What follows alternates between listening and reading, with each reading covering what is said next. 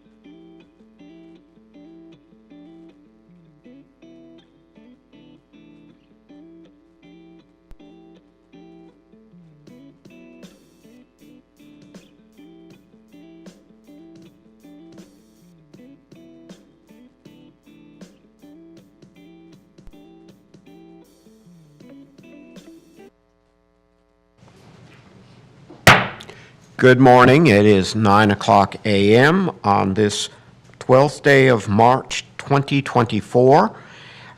This is a special magistrate proceeding for the city of Daytona Beach, and my name is Robert Riggio. I will be filling in today as special magistrate for David Vukelja, who generally handles these hearings.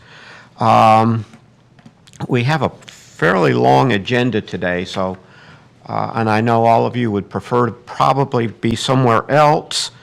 So I'd like to get moving with things and see how quickly we can move this along and get these matters resolved. Madam Clerk, are there any announcements? Yes, sir. I have two compliance, starting on page 3, case number 7, SMG 03-24-63. It is a South Atlantic Avenue parcel, compliance 3724. And page number 8, case number 25, SMG 02-24-50, Clark Street parcel is in compliance 3/12/24. Okay. Case number 25. Anything else? That's it. Come on. Morning, Mr. Jackson. All right. Are you ready to proceed forward? Not yet. Okay, I'll give you a couple minutes. Give it a half.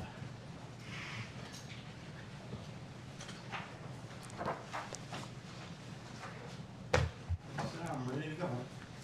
Okay. Are there any more announcements? No, that's it. Okay.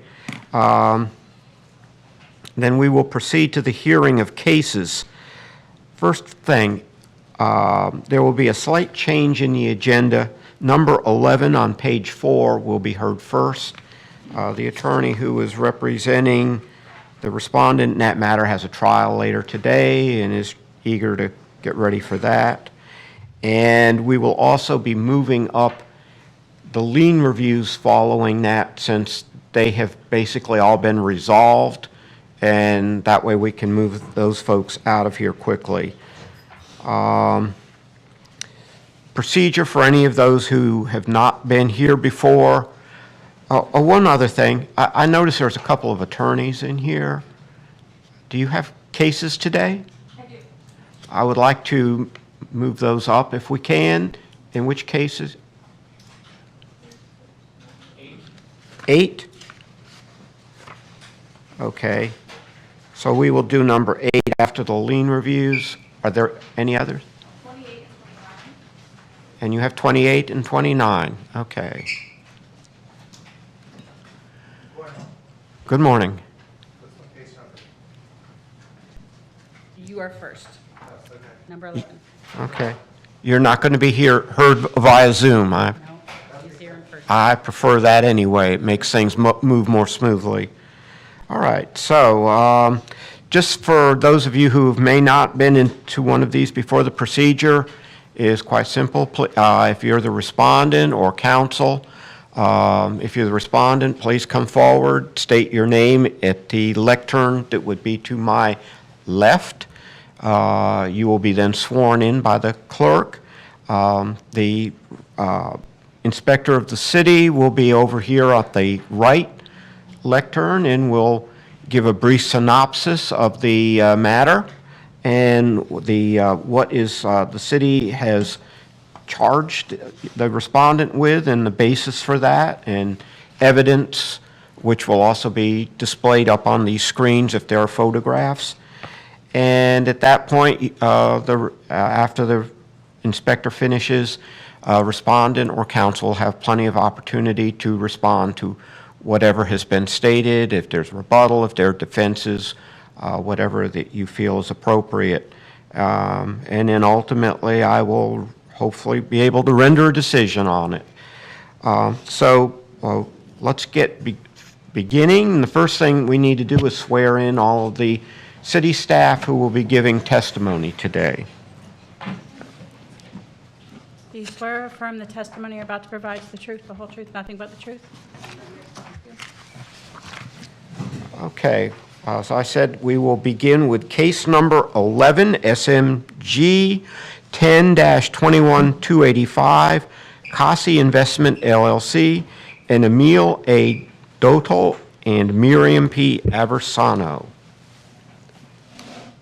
Your Honor, it's my understanding that one of my clients is appearing by Zoom, so he should be appearing. All right.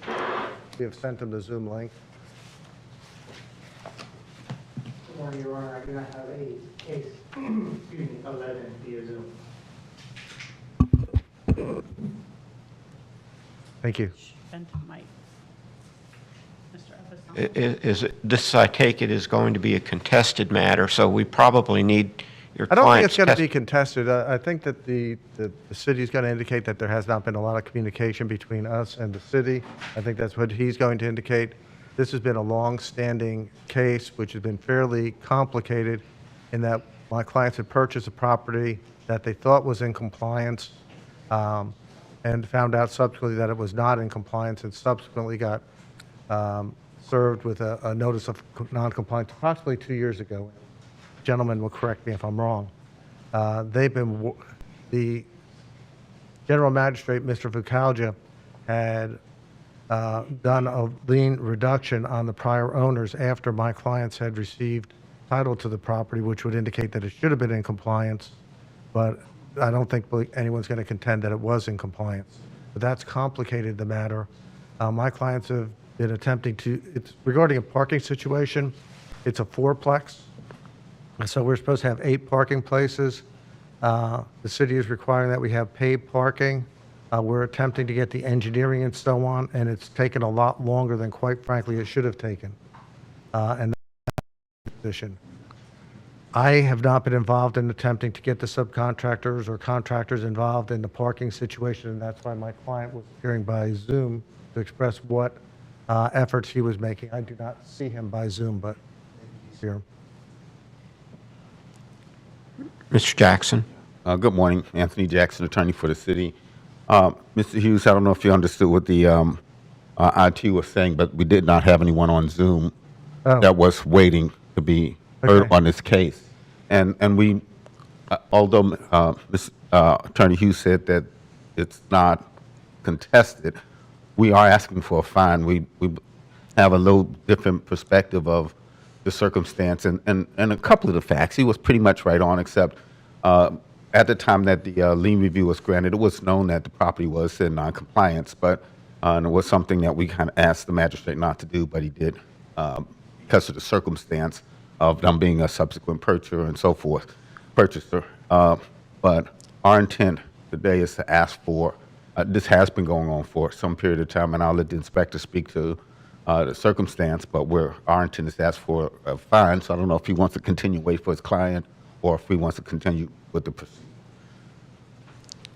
I have a trial starting at 10 o'clock. I know Mr. Hughes, you're caught between a rock and a hard place at this moment. You have a trial at 10, and you have a client who, Your Honor, if we could defer till 9:30 perhaps, because it's probably a 10-minute hearing if we have to have a hearing, and then that'll give me time to get my day going. And I'll reach out to my client by telephone and see if I can figure out where he's at. I'd like to make every opportunity to give your client a chance to speak, so if that's, Yeah, we don't have. We have no problem with that, sir. all right, then Okay, thank you. we'll defer this till around 9:30. Okay. The next item, we should be able to go through these fairly quickly, are the lien reviews.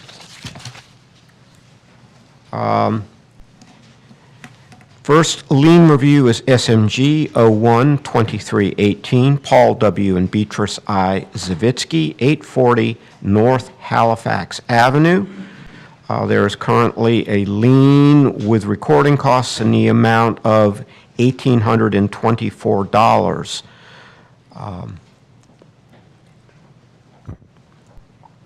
Mr. Zavitsky, is that correct?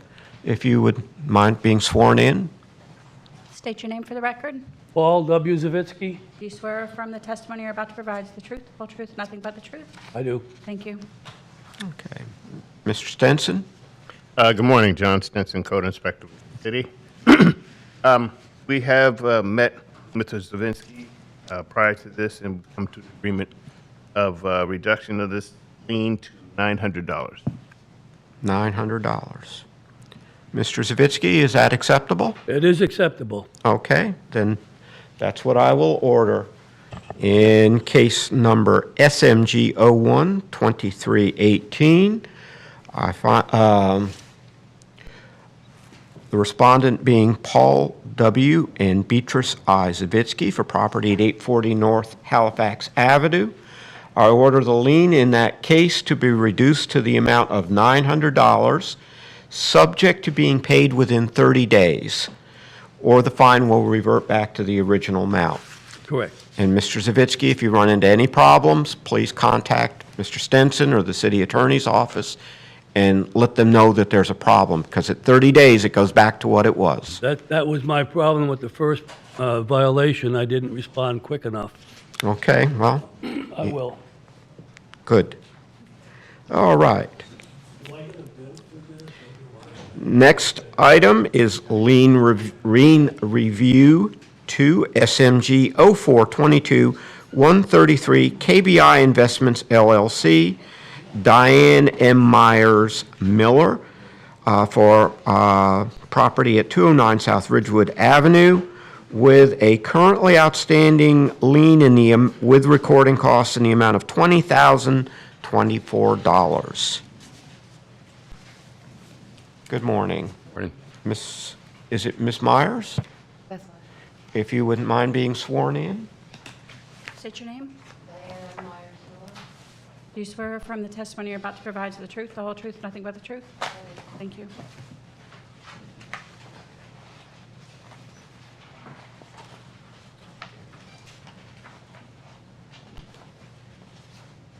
All right.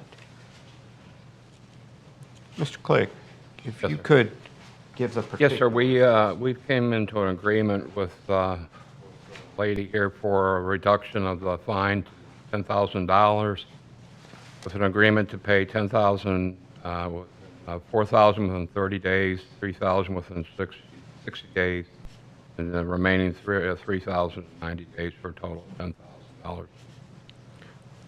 Make sure I have that right. 4,000 in 30 days, 3,000 in 60, and 3,000, the remainder, and 3,000 in 90. Okay. All right. And Ms. Myers, is that acceptable to you? All right. I think that's a good outcome.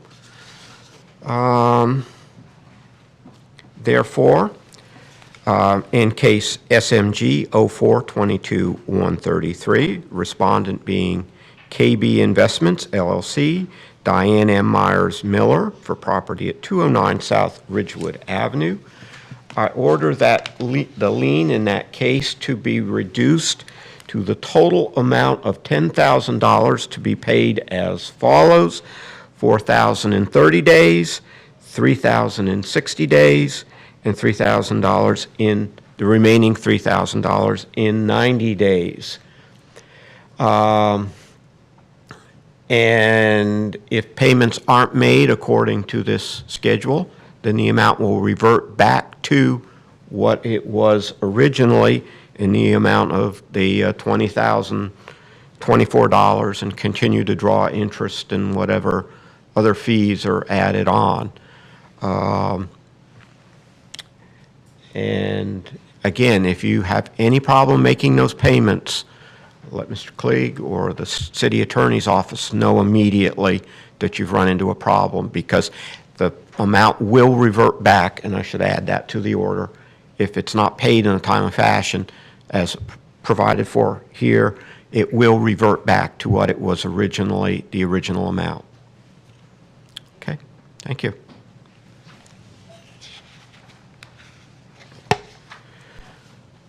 Next item is lien review 3, SMG 11-21-312, ASTK LLC, Krasimir Stefanov, Elm Street, parcel number 5338-38000420, who, and the amount of the lien at this time is $15,024. Is there anyone here on behalf of ASTK LLC? I'm sorry, he sent a email, which should be part of your packet, that he agreed to the stipulation. Okay. Okay, and there is a stipulation from the respondent agreeing to the amount, and Mr. Garcia, do you happen to have that amount in front of you? Yes, it's 1,500. 1,500. And that is acceptable? That's correct. Okay. Therefore, in case number SMG 11-21-312, respondent being ASTK LLC, Krasimir Stefanov, for the property described as the Elm Street parcel number 5338-38-00-0420, I hereby order the lien to be reduced to the amount of $1,500, subject to being paid within 30 days, or the fine will revert back to the original amount. Okay. Lien Review 4, SMG 03-1508, Frank P. Heckman, the third, estate, property being at 46 South Oleander Avenue, which currently has a lien with recording costs in the amount of $20,000 and $20,024. Okay, Mr. Sykes? Oh, first, we have swearing the respondent. Greg Capri? You swear affirm the testimony you're about to provide is the truth, whole truth, nothing but the truth? I do. Thank you. Yeah, my name is Denzel Sykes. I'm the code compliance manager. Yeah, I've met with the representative for the Heckman estate, and due to special circumstances surrounding this particular case, we met and we agreed that we would waive this. So we are recommending to the chair that we waive this lien. Okay. Sir, is that acceptable to you? Yes, sir, thank you. Okay. Therefore, in case number SMG 03-1508, respondent being Frank P. Hickman III Estate for property at 46 South Oleander Avenue. I hereby order the lien to be, in this matter, to be waived in its entirety. And that's it. Thank you, sir.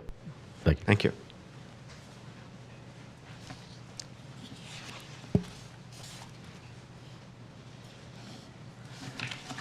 All right. Now let's go back. I said I was going to take 3 other cases out of order, 8, 28, and 29. So I'm going to call up case number 8, SMG 03-2465, property being at 1405 to 1431 South Atlantic, LP. They are cited for failure to correct violations of the Land Development Code. The property is at South Atlantic Avenue, parcel 5309-3900-0070. Okay. Good morning. Good morning. For the record, my name is Corey Brown with Storch Law Firm, representing 1405, 1431 South Atlantic LP. Okay. And for the city, Inspector Bostwick, Mr. Bostwick. credentials on file. Mr. Bostwick, if you can provide a synopsis of what is going on at this property and why they're here today. Sure. All right, this was a citizen's complaint. It was open back up on April 4th of 2023. They had an accessory wall that was leaning into a beach access ramp, causing some, problems, some issues, and also had peeling paint. First notification was on May 19th of 2023. Compliance was due by June 20th of 2023. Last day of reinspection was February 20th of 2024, result non-compliance.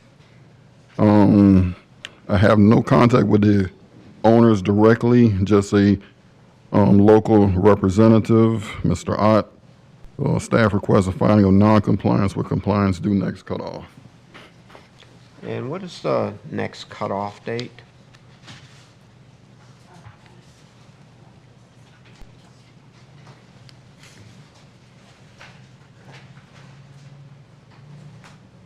April 3rd. April 3rd? Okay. Thank you. Okay.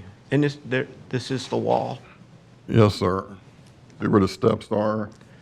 It was leaning into the sidewalk, and they repaired it, but they repaired it without getting a permit. So they're going to have to get a after-the-fact permit, and then they would need to, paint it. Okay. All right. Mr. Brown? Yes. I spoke to Mr. Ott, the representative of the property owner. He said he thought that we'd be able to get this the permit in place and the wall painted and cleaned up within 30 to 45 days. So either the next cutoff or the one after that, I think, would guarantee that we would have the work done and Okay. be finished. So. Why don't we set it for the next cutoff, and if you run into a problem, get with Mr. Bostwick and it's important to keep these things moving forward. And I know sometimes trying to get a permit in a month or so is a daunting task, but at least it means that things are moving forward and your client's demonstrating good faith in trying to resolve the matter. And if such a case, I expect it. The city should be able to grant you additional time to get the project done. Okay. All right. Mr. Bostwick, is that? Yes, sir, that's fine. That's good with the city. All right. Therefore, in case number 8, SMG 03-2465,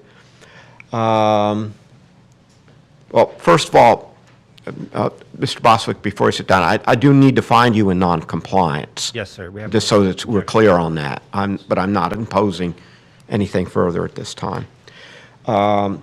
Therefore, in case number 8, SMG 03-2465, I find the respondent, 1405-1431 South Atlantic LP, to be in noncompliance in order the respondent to come into compliance by April 3rd, 2024, or be returned to the hearing before the special magistrate, which would be on April 9th, 2024, for consideration of fine of up to $1,000 per day.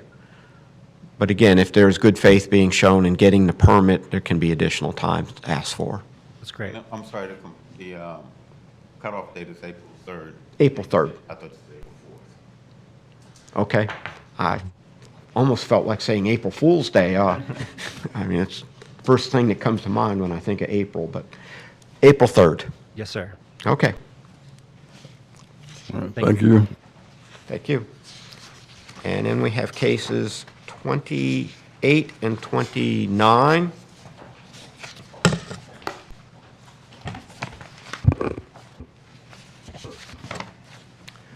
Good morning. Good morning. For the record, Jessica Gallo, Cobb Cole Law Firm, 149 South Rosewood Avenue, Daytona Beach, Florida. Okay. Inspector Kevin Yates, my credentials are on file. Okay. This is case number 28, SMG 0922-256-2000 Atlantic LLC, cited for failure to correct violations of Land Development Code at 2100 North Atlantic Avenue. This case was opened February 22nd, 2022. Since the last hearing, we've had contact in progress. I would like to amend to the May cutoff. Ms. Gow? We're in agreement. Okay. Therefore, in case number 28, SMG 0922-256, property being, respondent being 2000 Atlantic LLC for property at 2100 North Atlantic Avenue. I hereby order the previous order of noncompliance be amended to allow the respondent until, is that April 3rd? May. May? Yes. May, I don't have the, sorry. I'm sorry. I've got it here now. May 8th, 2024.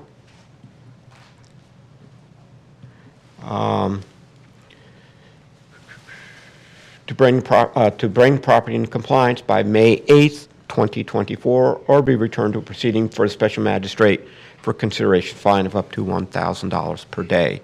And that hearing would be on May 14th. Okay, let's get case number 29, SMG 0922-257, respondent being 2000 Atlantic LLC, cited for failure to correct violations of Land Development Code at North Atlantic Avenue, parcel number 42250501060. Again, for the record, Jessica Gallo, Cobb Cole, 149 South Rosewood Avenue, Daytona Beach, Florida. Okay. Mr. Yates? This respondent was first notified March 7th, 2022. Since the last hearing, we've had contact in progress. I'd like to amend to the May cutoff. Next cutoff or the May cutoff? May cutoff. May, okay. All right, Ms. Gowzadek? We're in agreement with this, yep. All right. Therefore, in case number 29, SMG 0922-257, respondent being 2000 Atlantic LLC for property at North Atlantic Avenue, parcel number 4225-05-01-0060. I hereby order the previous order of noncompliance be amended to allow the respondent until May 8, 2024 to bring the property into compliance or be returned to proceeding before the special magistrate on May 14th, 2024 for consideration of a fine of up to $1,000 per day. Thank you. Thank you. Pardon me, Your Honor. I see back here. Behind the wall, yeah. As pertaining to Mr. Hughes' case, his respondent is now here via Zoom. I'd also like to let you know, and the appropriate parties, that case 22 are comprised of lawyers as well. Excuse me? Not quite understanding what you said concerning case number 22. They're lawyers and, I'm sorry, attorneys They will be appearing via Zoom? Yes, they are here as well. Okay, They have been here. I was just letting you know that. okay, That they're returning. all right. Well, why don't we try to get Mr. Hughes out of here? Is his client on? Yes. Correct. Okay, because he has something coming up just shortly. Hopefully, this will go quickly. Yes, so let me get him through that. Thank you. All right. That is number 11. All right, we are going to go back to case number 11, SMG 10-21-285, Kasi Investment LLC, and Emil A. Dotel and Miriam P. Aversano, who were cited for failure to correct violations of the Land Development Code at a property at 612 George W. Ingram Boulevard. Yes, my name is Barry Hughes, and I am the attorney for the respondents, and my address is 900 Big Tree Road, South Daytona, Florida. Okay, Mr. Hughes? All right. Mr. Jones? Yes. Were they here by Zoom or? They should be. Okay.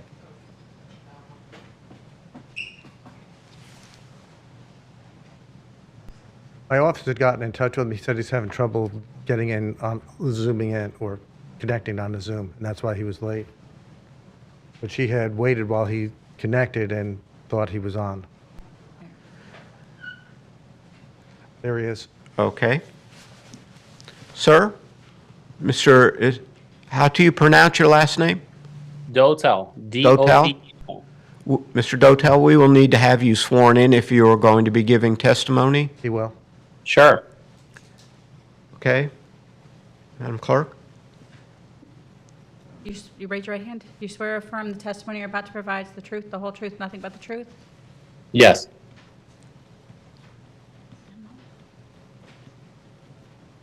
All right. Mr. Jones? Yes, Mark Jones, Code Compliance Field Service Supervisor. My credentials are on file. This case, as mentioned earlier, opened back in September of 2020. The respondent was found in noncompliance by the special magistrate in January of 2022. Since a property owner was found in noncompliance, this case has been before the special magistrate more than 12 times. The determination was they were in the process of getting the survey so that they could get their submittal into the city. At the special magistrate hearing on November 14th, it was continued to January 9th to set a compliance date. The special magistrate on January 9th, 2024, stated that he would be generous and grant them till March 6th to come into compliance or a fine would be ordered. I've had no contact from the owner's attorney. No site plans have been submitted to the planning department. Staff recommends a fine of $300 a day with a cap of $20,000.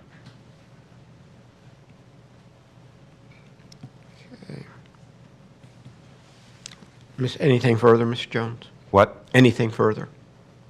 Anything further? No, that's it. We're Okay. still waiting for them to submit something from back in 2022 when they were found in noncompliance. All right. Mr. Dotel, you have been sworn, is that correct? Yes, sir. Could you state your name and address, please? Emil Dotel, 7100 Nova Drive, apartment 205, Davie, Florida. Okay, and you are a co-owner of the property on George Ingram? Yes, sir. Now, could you describe to the hearing officer what efforts you've been making to bring the property in compliance? And why it's taking so long? We've been working with a survey company to get the survey out to us. They did. I provided that to the architect. The architect has been working on the plans. Then the architect asked me to get a percolation test, which I did. I have provided the results back to him. Now he asked me for another percolation test with a K value, and I have not been able to find an engineer up in the Daytona area to be able to provide it. I've tried, obviously I live in South Florida, I've tried the numerous people that I know down here that can provide it, but unfortunately they're not willing to make the drive up there, not even if we pay them a little bit extra. Okay, so when did you get, do you recall the date on when you obtained the survey and provided to your architect? The survey was provided, I want to say mid-December. Okay, and then he indicated that he needed a percolation test, and so who did you order the percolation test from? Company in Gainesville. Okay, and they completed the percolation test? Yes, they have. And do you recall about when you gave that to your architect? I want to say about 3 weeks ago to a month. Okay, and then since that time, you've heard back from your architect, and he's indicating he needs a K percolation test or a J? Yes, he needs a percolation test with a K value. Okay, and have you ordered that, or have your I have not ordered that. I have not been able to find an engineer in the area to be able to perform the test. Okay. It needs to be performed by an engineer. And while this is all going on, my understanding, and I'm looking at the photographs of your property that are in front of the hearing officer dated November 13th, 2023, the property, you're maintaining the property in good condition, is that correct? Yes, that's correct. You have a landscape company come out how often? Every 2 weeks. Okay, and they clean up the property, do the lawn, make sure there's no trash or debris? Yes, sir. Okay. And that's all we have. They are attempting to rectify a situation that they were not aware of when they bought the property. Correct. Sir, you bought the property believing the property was in compliance and it found out afterwards it was not in compliance? Yes, that's correct. Nothing further, sir. Okay, I have some questions. Sure. And Mr. Jones, please feel free to chime in if you feel appropriate. The violations that are listed here are overgrowth, outside storage, junk vehicles, and parking.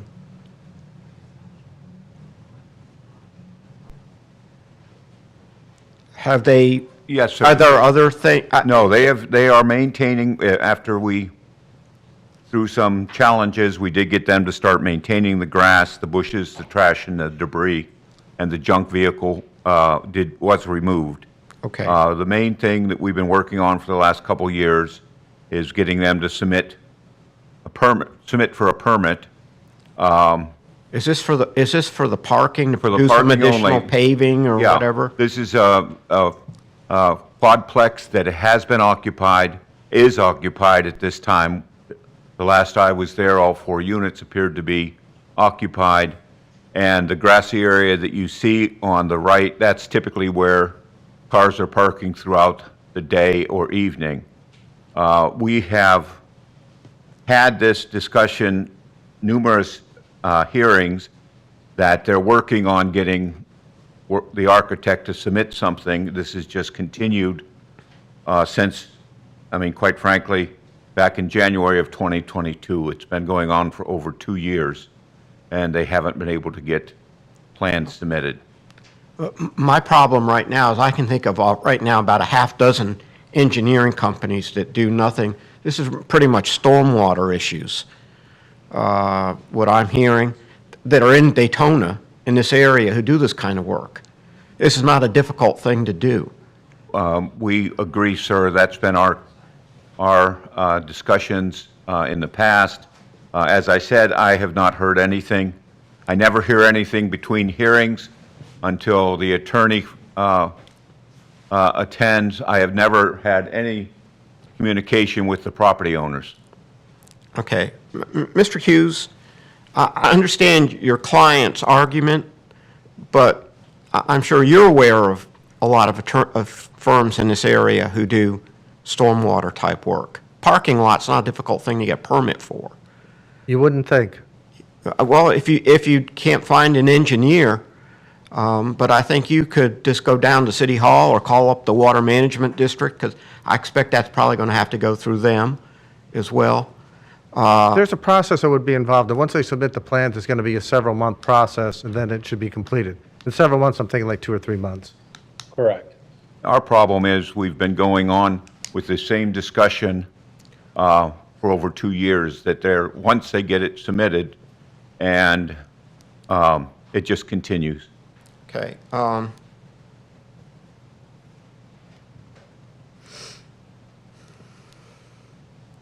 When was the request for the parking area? I assume you wanted paved parking. Correct. They have to have a paved parking lot for these units. They can't just be parking on the grass. This, as I said, the case opened back in 2020, but the respondent was before the special magistrate on January 11th, 2022, and explicitly told what was required. Okay. Mr. Hughes, I'm having a problem with the fact that this is going on so long. I hear the protestations that you can't, from your client, he can't find somebody, but it doesn't seem like he's looking very hard. There are lots of engineering firms around, and you know, if he wants, who have you contacted, Mr. Dotel? I've contacted a couple of companies in the Daytona area. Such as? Bechtold. I don't even. Okay. Yes, that's one of them. That was the first one that we were going to hire, but my architect said, no, they're trying to scam you because they were trying to charge us $5,000 for the test, which it shouldn't take more than $1,000. And who else did you contact? A couple others that don't come to mind right now. Okay. And I think part of the challenge is we have a owner from South Florida who doesn't seem to be diligently pursuing this. I am pursuing it, believe it or not. Well, sir, I'm having a hard time believing that since this has been pending since 2022. We're now, what, over 2 years since then, and you've yet to find an engineer. Well, the engineer And only there's started engineers looking in for- Jacksonville, there are engineers in Gainesville, there are engineers all over the place who can do this kind of work. And there are lots of engineers in Daytona, and you seem to not be able to find any. And I'm having a hard time with that. And you've only given me the name of one engineer so far. I mean, that's not a very diligent attempt to try to find, and a couple of unknown engineers. If you can't tell me who they are, I don't know who they are, you know, can come to. That burden is on you to prove to me that you've actually been diligently trying to resolve the issue. And I'm not hearing any kind of diligent attempt to resolve the issue. I'm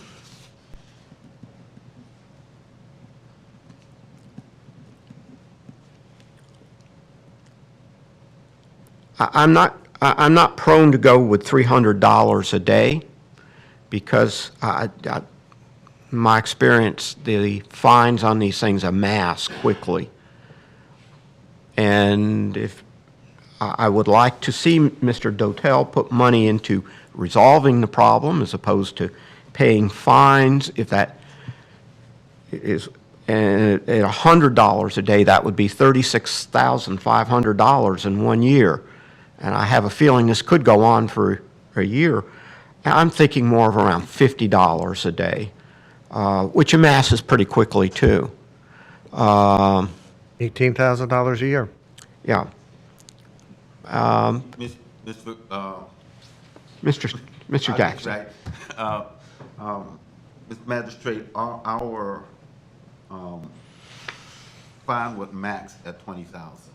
So it would not accrue to the, we have a maximum fines on, and I think that's the number we. That's correct, yeah. This would max out at $20,000. We believe that a $50,000 fine would be for what we would typically recommend would be substantially below, especially since this was generated from complaints. The project as a whole was complaint generated, and we've been working on this for the last, actually, about 4 years. The last 2 years with this respondent. Okay. Well, our preference at the very minimum would be 100. We believe we're justified to ask for a little bit of enhancement on it, and that's how we got to the 300 per day. Okay.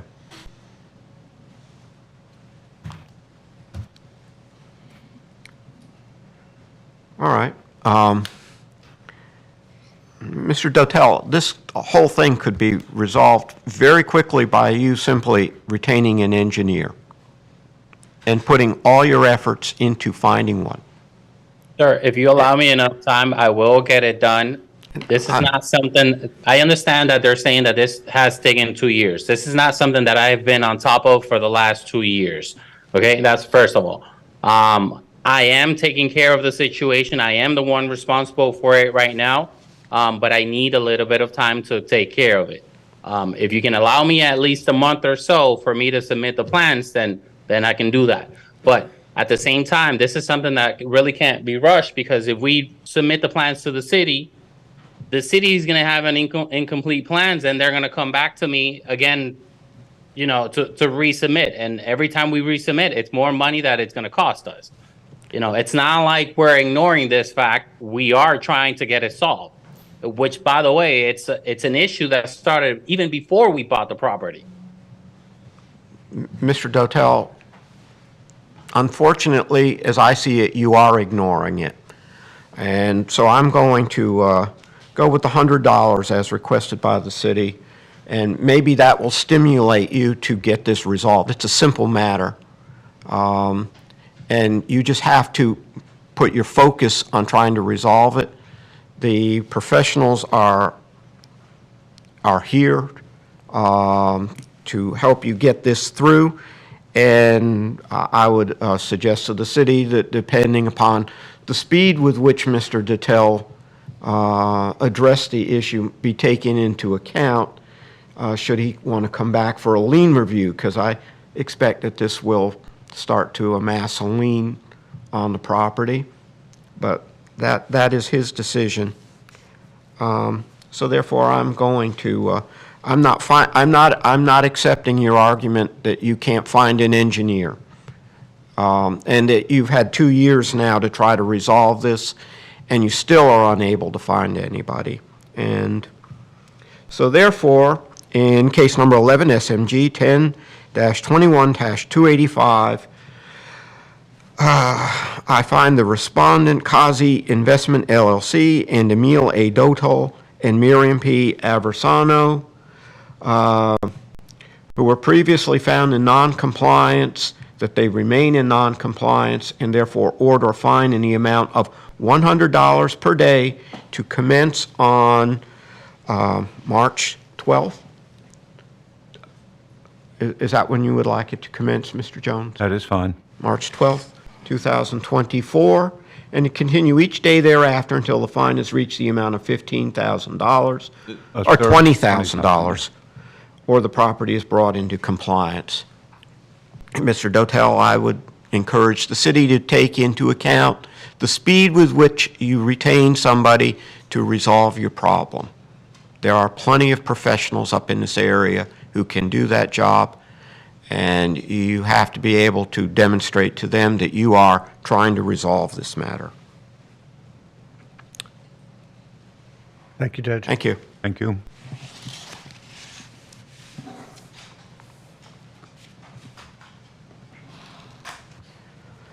All right.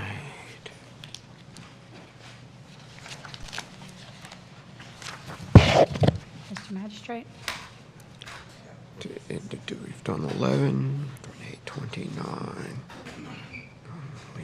You have the other attorneys on as well. Do we have other attorneys on? We have an attorney on number 22, and we still have one lien review, number 5. Number 5. Okay. Why don't we finish up the lien reviews, and then we'll move to those other two matters. Okay. This is lien review number 5, SMG 01-2231, Brian H. and Dion B. Jackson, 610 Division Street. There is a lien in this matter with recording costs in the amount of $15,024. State your name for the record. Sir, if you could be sworn in. State your name. Brian Jackson. Do you swear or affirm the testimony you're about to provide is the truth, the whole truth, nothing but the truth? Yes, ma'am. Thank you. Okay. Ms. Kirk? Good morning, Sarah Kirk, Inspector with the City. My credentials are on file. We have come to an agreement to reduce the lien to $5,500. Okay. Mr. Jackson, is that acceptable to you? Yes, sir. All right. Therefore, in case SMG 01-2231, the respondent being Breon H. and Dion B. Jackson for property at 610 Division Street, I hereby order the lien in that case number to be reduced to the amount of $5,500 payable, subject to being paid within 30 days, or the fine will revert back to the original amount. And as I've mentioned before, if you run into any problems with that, contact Ms. Kirk or the clerk or the city attorney's It was office. very helpful. Thank you. Okay. Thank you. Thank you. Thank you.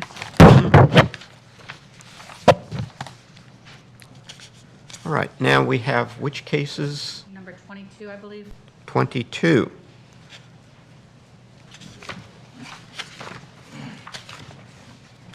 Have them on screen. Okay, this is going to be case number 22, SMG 02-2444, Daytona Ridgewood LLC, cited for failure to correct violations of the Land Development Code at 200 North Ridgewood Avenue. And who do I have on today on Zoom? Good morning. This is Ashley Rose. I'm in-house general counsel for the landowner, Daytona Ridgewood LLC. Okay. And I'm Christia Hoffman, counsel for the tenant Family Dollar. Okay.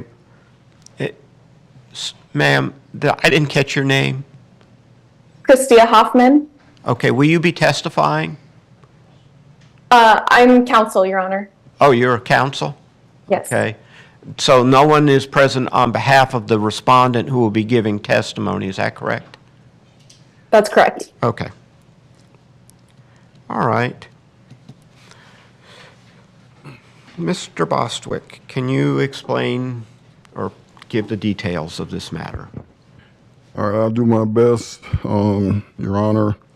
I'm taking over this case for Inspector Baptiste, who's no longer with the department. So I'm just going to follow his notes, okay? Mm-hmm. All right, so Daytona Ridgewood LLC was first notified back on August 3rd of 2023. Since the last hearing, Mr. Baptiste has been in contact with the owners. The landscaping is being maintained. However, all other violations remain. Staff recommends to set a compliance date for the April cutoff to have everything completed. Okay. If I may, at the last hearing, they scheduled us to appear today as a progress report because of the extent of some of the issues that are at the property. As the authorized representative of the landowner, who's the landlord under the lease, we are in the process of obtaining bids for the repair of the parking lot and also the exterior facade of the building. And I believe the tenant is responsible in obtaining bids for the repair of the remaining issues, including the electrical poles. So if the court is willing, we would request a return date in May to provide us proper time to get those bids in place and get the necessary contractors on the site and working. Okay. Mr. Riggio, Anthony Jackson, attorney for the city. The city is okay with the May date. Just for the sake of the council for both the business as well as the land, if they don't already know, which they probably do, this is pretty much on our main thoroughfare of the city. It's been a reoccurring issue where we have found this property in the past, historically, probably maybe not the same owners, but it is something that is of great importance to us that they resolve. Okay. We certainly take note of that, and now that we are involved a little more intimately, we will stay on top of this. Thank you for that. Okay. I do note that this matter today is here only for consideration of a progress report and determination of a compliance date. And so, and if I understand right now, the corporate entity is seeking bids for a parking lot, and the owner of the actual property is responsible for the other violations. Do you have any idea when those other violations, will he be in a position to provide the city with a sort of an outline of where this is going at the May hearing? I think Absolutely. that it will be in compliance at the May hearing. Yeah, we're hopeful to be in compliance by the May return date. If there's any issues, I was in communication with Mr. Baptiste, so if I could get updated contact information of who to reach out to, we would certainly stay in contact with the appropriate inspector. Okay. It sounds like there's good communication, and that's usually important for resolving these matters, so there's no misunderstandings that arise. All right. So, really, is there anything further other than to continue this matter until May for basically the determination of a compliance date? Hopefully, it's in compliance by then. Well, actually, what we'd like to do is go ahead and set that compliance date today, so order them to come into compliance by the May cutoff. Okay. That's what our desire and our anticipation of what we would be doing today. All right. Let me ask the respondent. The next cutoff for a compliance date would be May 8th. Do you believe that you will be in a position to be in compliance by May 8th? I think having the date will help, so yes. Okay.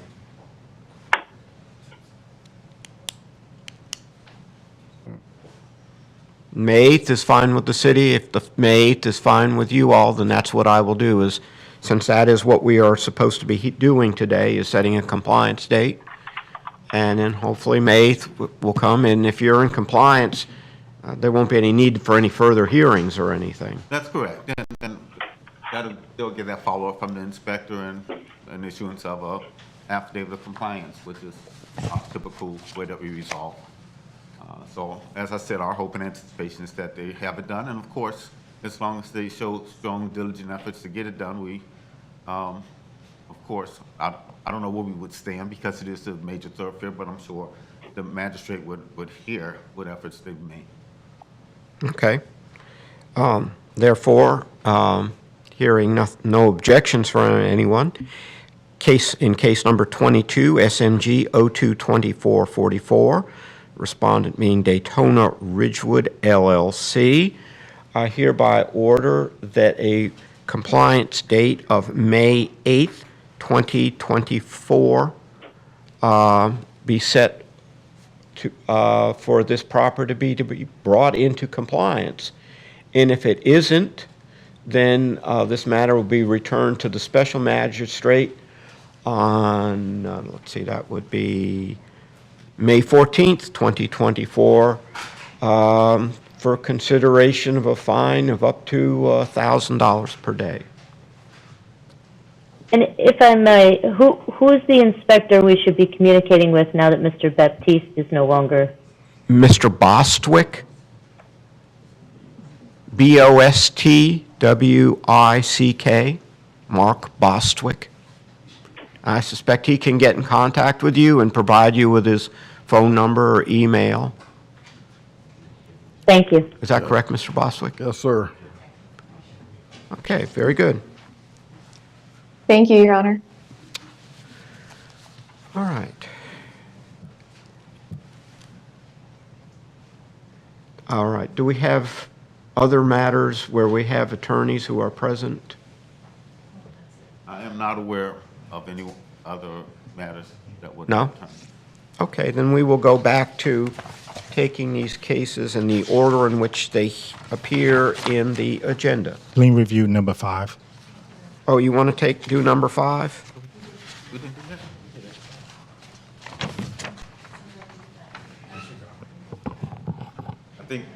I think Mr. Sykes was out. We've already handled that one.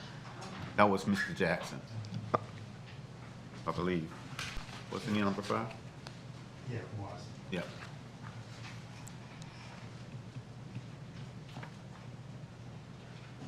What was it? I don't recall doing that one. Brian and Deani Jackson. Oh, you mean lien review? Yeah, lien review number 5. Oh, yeah, I thought you meant case number 5. Okay, yes. Good. I'm not. Okay, very good. So are there any others that we, No, sir. okay. Then we will move back to case number 1 and start at the beginning and work our way to the end. Case number 1, SMG 032453, Fraulau Investments LLC, cited for failure to correct violations of the Land Development Code for property at 201 North Ridgewood Avenue. Good morning. Mariah Quinn, Inspector for the City of Daytona Beach. My credentials are on file. Okay, gentlemen, if you could, are you going to testify on behalf of respondent? If you could be sworn in. State your name. Daniel Ballard. Patrick Franceschi. Sir, I didn't catch your last name. Franceschi. Franceschi, okay. What was your first name? Patrick. Patrick? Do you swear or affirm the testimony you're about to provide is the truth, the whole truth, nothing but the truth? I do. Thank you. Okay. Gentlemen, these first few cases, you're one of them, are here for just a finding of compliance or non-compliance. There's no fines involved at this point. So, Okay. This case was opened on May 11th, 2023 from a complaint. The respondent was first notified on May 24th, 2023 for damaged commercial sign outside storage under an exterior carport, feeling paint and rotten wood. The tenant was residing in the building at the time, cracked windows, and no business tax receipt. The compliance date was set for July 5th, 2023, and the staff recommends non-compliance, compliance at the next cutoff. is that, gentlemen, do you have any response? This is your opportunity. If you've got issues with anything that the city is claiming or what have you, this is your opportunity to make. Not really any issues. I'm just looking for a little leniency in time. I don't know what aspect of this. I'm asking that you speak in the mic just so that the other folks listening online can hear you. So you need to speak in the mic. Oh, I'm sorry, yep. Yes. I'm caught a little bit in the catch-22 where she can't sign off. I mean, if she signs off, I can get the sign put up, but it's like she has to sign off first, and I have to have the sign up, versus the city says, no, you can't put the sign up until she signs off. So I'm just not sure how long that will take. You may know better. I got an email from Kim Flaherty from the business license office, and she stated that they couldn't issue his business tax receipt until the sign had been repaired, but he can't get the sign repaired until he has a business tax receipt. Caught in a catch-22, I think, a little bit. Why can't you get the sign repaired? Oh, I already have. I just can't put the sign up. I was told by the licenses down below that I couldn't put the sign up until Mariah signs off on everything already done in compliance. And Okay. part of that is I have to put the sign up to be in compliance. Well, yeah, I understand. That's an unusual situation. So I'm just requesting, if it takes more than 30 days, I believe what she's requesting, a delay of 30 days, be a little lenient on that if I haven't quite figured it out between the licensing department and Mariah, Ms. Quinn. So we're comfortable that we can get this resolved by the next cutoff. If there's any reason there's a holdup through permitting, then we can amend at that time. All right. Mr. Ballard, the procedurally, we have to set dates. Right. Otherwise, people take forever. Right. And never accomplish. And in your case, I understand your situation, but at this point, you're simply being found in noncompliance. You have a date to do that. And if it turns out it's a catch-22, then you would be given additional time, as I see it, generally speaking. Right. But hopefully, you won't get caught in a catch-22, and you'll be able to get all of this resolved in the time period Sure. that's available by May 8th. Okay. So, therefore, case number 1, SMG 032453, Fraulau Investments LLC. I find the respondent in that, for property at 201 North Ridgewood Avenue. I find the respondent in that matter to be a non-compliance, or the respondent come into compliance by May 8th. We're in March, right? Yeah. Yes, okay. By April 3rd, 2024, or be returned to a hearing before the special magistrate on April 9th, or March 12th, 2024, for a consideration fine of up to $1,000 per day. But that shouldn't happen in your situation. Right. April 9th. April, That's when I'm oh, I'm sorry.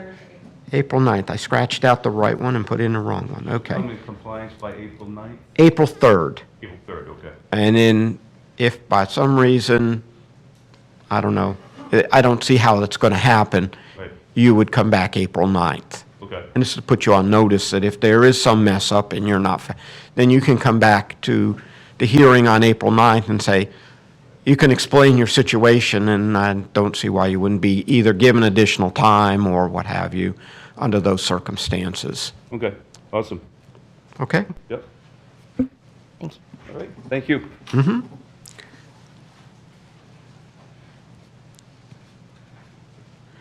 Case number 2, SMG 032454, First Premier Management Holdings, LLC, cited for failure to correct violations of the Land Development Code at 224 North Hollywood Avenue. Is there anyone here on behalf of First Premier Management Holdings, LLC? Okay, this is a compliance, non-compliance proceeding. There is no respondent present. Mr. Stenson? Good morning, John Stinson, Code Inspector with the city. This is a complaint-driven case. They were cited for unpermitted renovations, outside storage, damaged roof, missing and damaged screens, and being an unlicensed rental property. The certified notice was not responded to. The property was posted on 5 December 2023. Compliance was due on 3 January 2024. After multiple re-inspections, the last one being Friday on March 8th, property remains in noncompliance. We're asking for an order of noncompliance and compliance by the next cutoff. Okay. Well, there's no respondent to rebut and say anything in contrary, and the pictures seem to speak for themselves. And so therefore, in case number 2, SMG 032454, respondent being First Premier Management Holdings, LLC, for property at 224 North Hollywood Avenue. I hereby find the respondent to be in noncompliance and order the respondent to come into compliance by April 3, 2024, or be returned to a hearing before the special magistrate on April 9, 2024, for consideration of a fine of up to $1,000 per day. Okay, next item, case number 3, SMG 032456, Edward E. Kemp III, cited for failure to correct violations of the Land Development Code at 511 North Street and 515. Good morning, Mr. Reggio. Mr. Alderman. My name is Steve Alderman, Neighborhood Services Inspector for City of Daytona Beach. My credentials are on file. This is a field-generated case for deteriorated overhang, rotted fascia, and rotted rafter tails. First notification was July 14th, 2023, and it was posted. Date for compliance was August 14th, 2023. Site visit on February 29, 2024. Still in non-compliance. Staff has a finding of non-compliance with the compliance next cutoff on April 3rd. Okay. Again, is there anyone here on behalf of Mr. Kemp? There is no respondent present, so therefore, in case number 3, SMGO 32456, Edward E. Kemp 3, the respondent for property at 511 North Street and 515.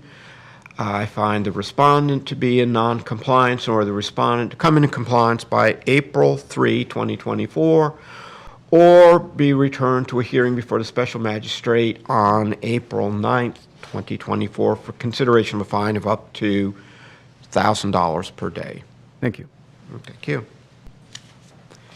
Case number 4, SMGO 32461.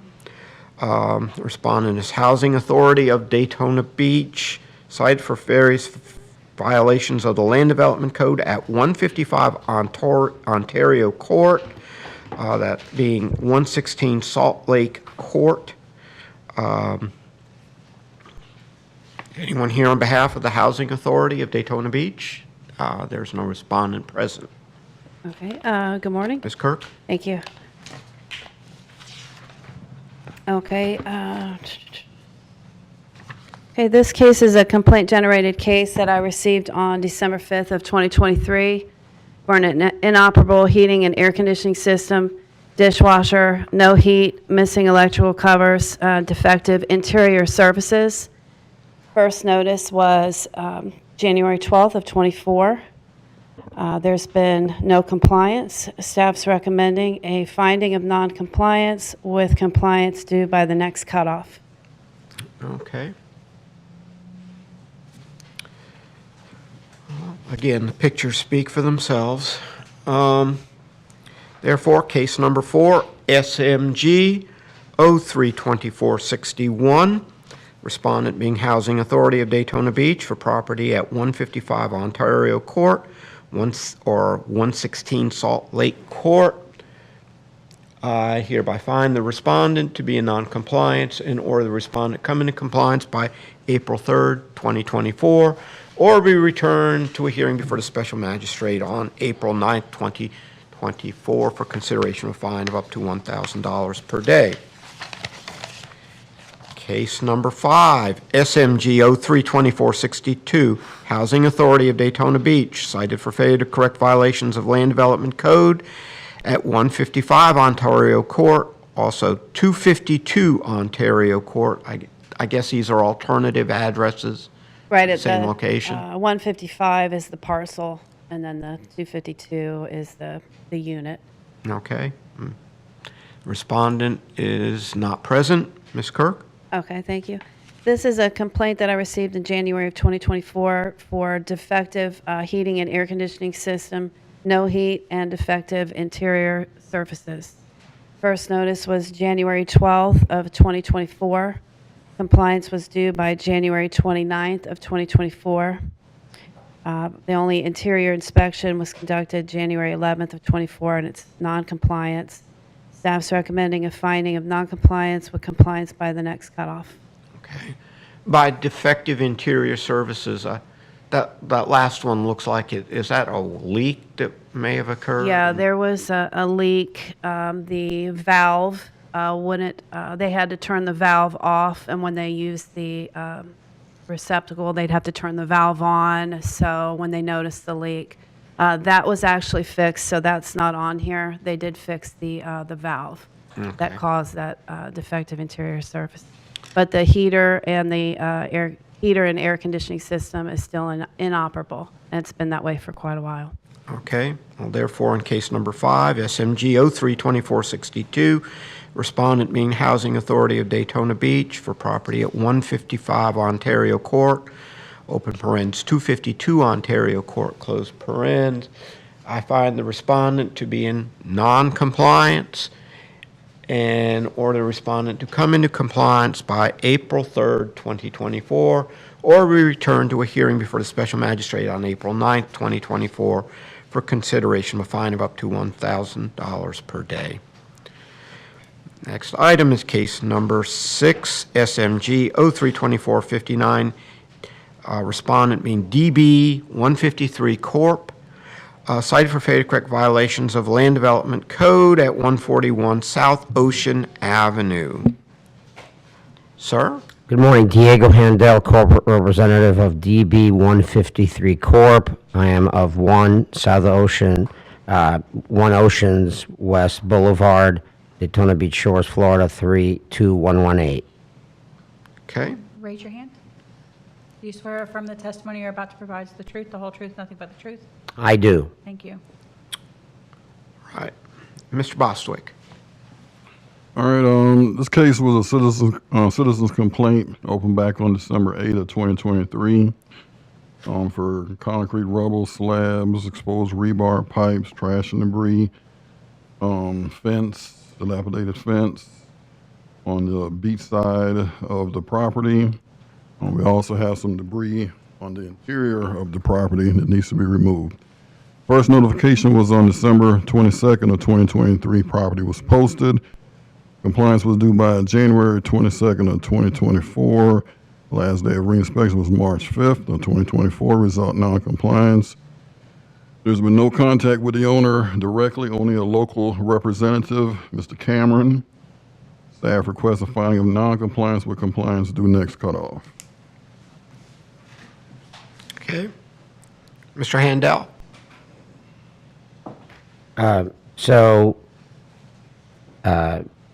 The concrete, rubble, rebar, and all that is actually not on the property. It's on the county property. This was an old hotel that was demolished. The city came to us a while back and told us that there was concrete rubble on the property itself. We brought in a company, Eden Landscaping, and they removed everything. They didn't tell us anything about anything on the beach. It wasn't until afterwards that the city informed us that there was additional concrete rubble and so on. I mean, I knew that there was some metal that was sticking out. Had we known, we could have done all at once and probably gotten a better price. We didn't know that there was concrete on the county property, not on our property. In any event, I spoke to Mr. Mark Jones before the hearing. I told him that we contacted Eden Landscaping as soon as we found out about this issue.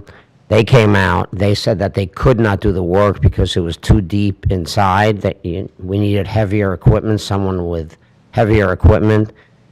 And we were looking for someone to do it, and we couldn't find anyone. Now we're talking with general contractor Ray Budgeon to do the work.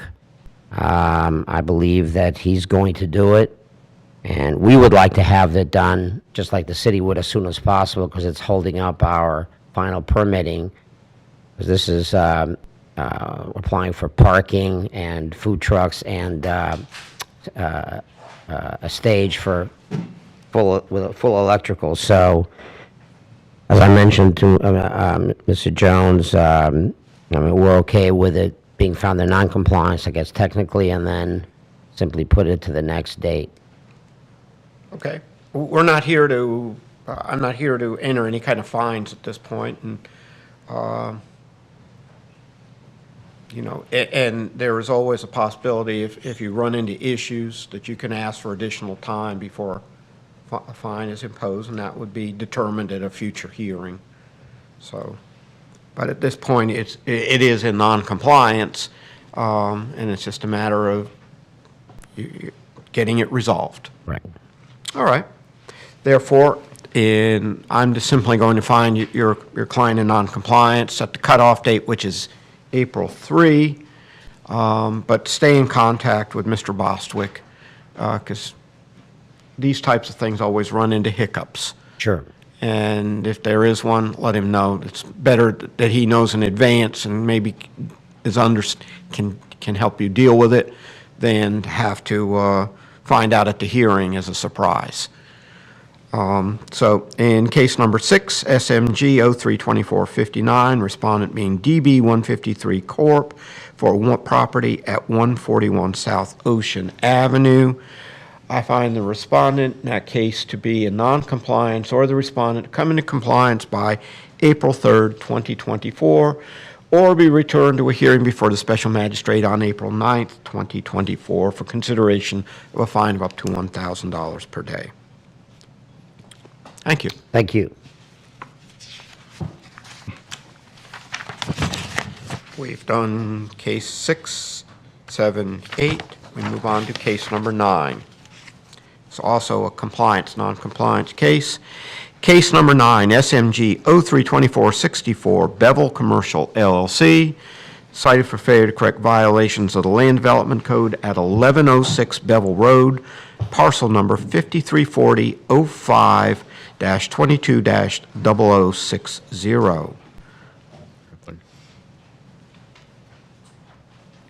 Is there anyone here on behalf of Bevel Commercial LLC? No? Mr. Bostwick? Are they on Zoom? No. No? Okay. Mr. Bostwick? All right, good morning again. This was a complaint. Case was opened back up on January 10th of 2024 for dilapidated parking lot, potholes, etc. First notification was on January 10th of 2024. Property was posted. Compliance was due by January 20th. Last day of reinspection was February 16th. There has been contact from the owner. Staff requests a finding of non-compliance with compliance due next cutoff.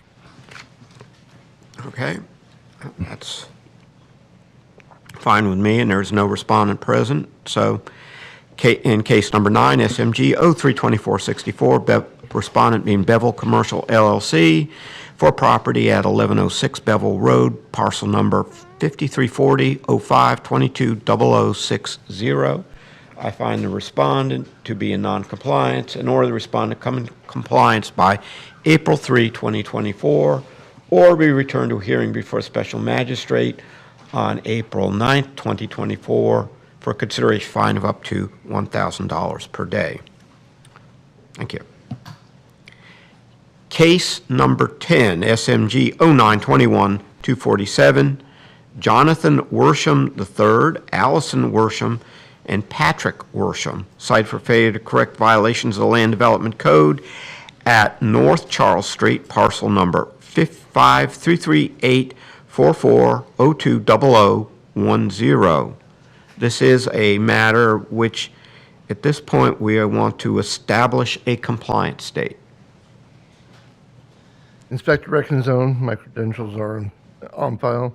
Since the last hearing, I've had contact with the property owner and was advised that the architect has been in contact with the city over the plans of the submittal. The project number was DEV 2022-159, was to turn to a vacant lot to a contractor storage yard. I posted the property on June 9th, 2021. The property owner were found to be in noncompliance on September 14th of 2021, for having rubbish and garbage, accumulation of rubbish or garbage, run of the harborages, weeds, sanitation, vacant structure, and land, site appearance standards. The city has given them 2.5 years to receive the approved development plans to convert the property. That has not done yet. The city is going to request that the property come into compliance by next cutoff on the April 3rd, 2023, by removing everything off of the property and returning the property back to a vacant lot. Okay.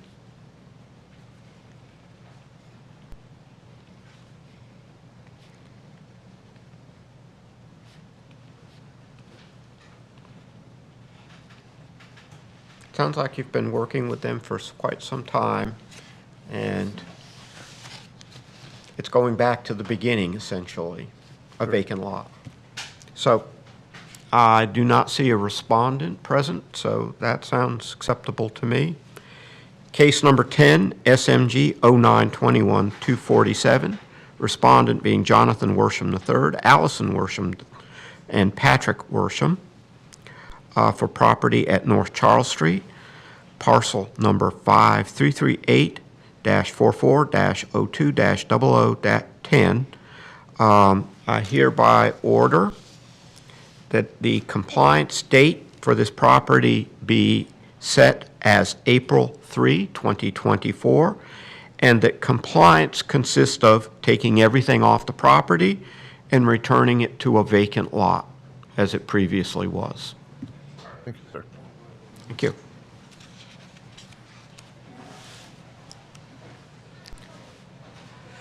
Case number 12,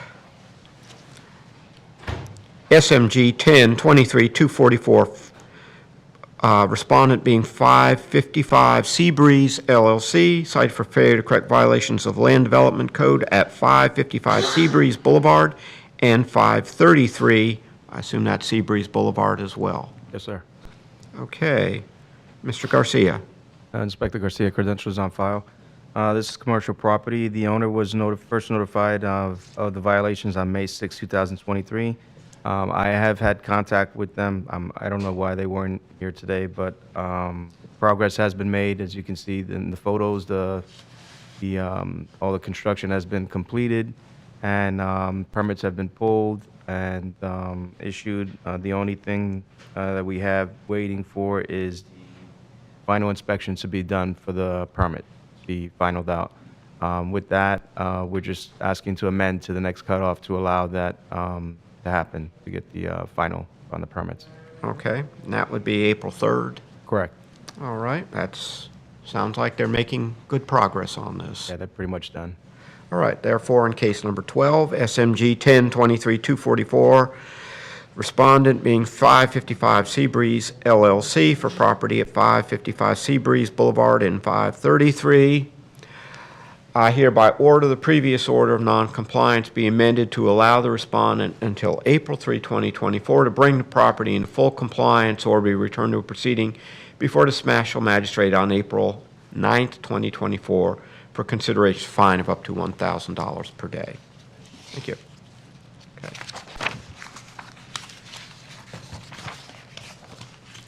This is case number 13, SMG 022438, Housing Authority of Daytona Beach, cited for failure to correct violations of the Land Development Code at 155 Ontario Court and also 112 Salt Lake.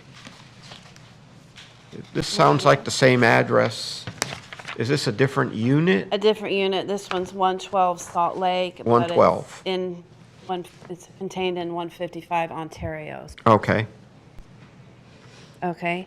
The first notice for this case was November 7th of 2023. It was for unsanitary interior services, faulty electric light, and defective plumbing.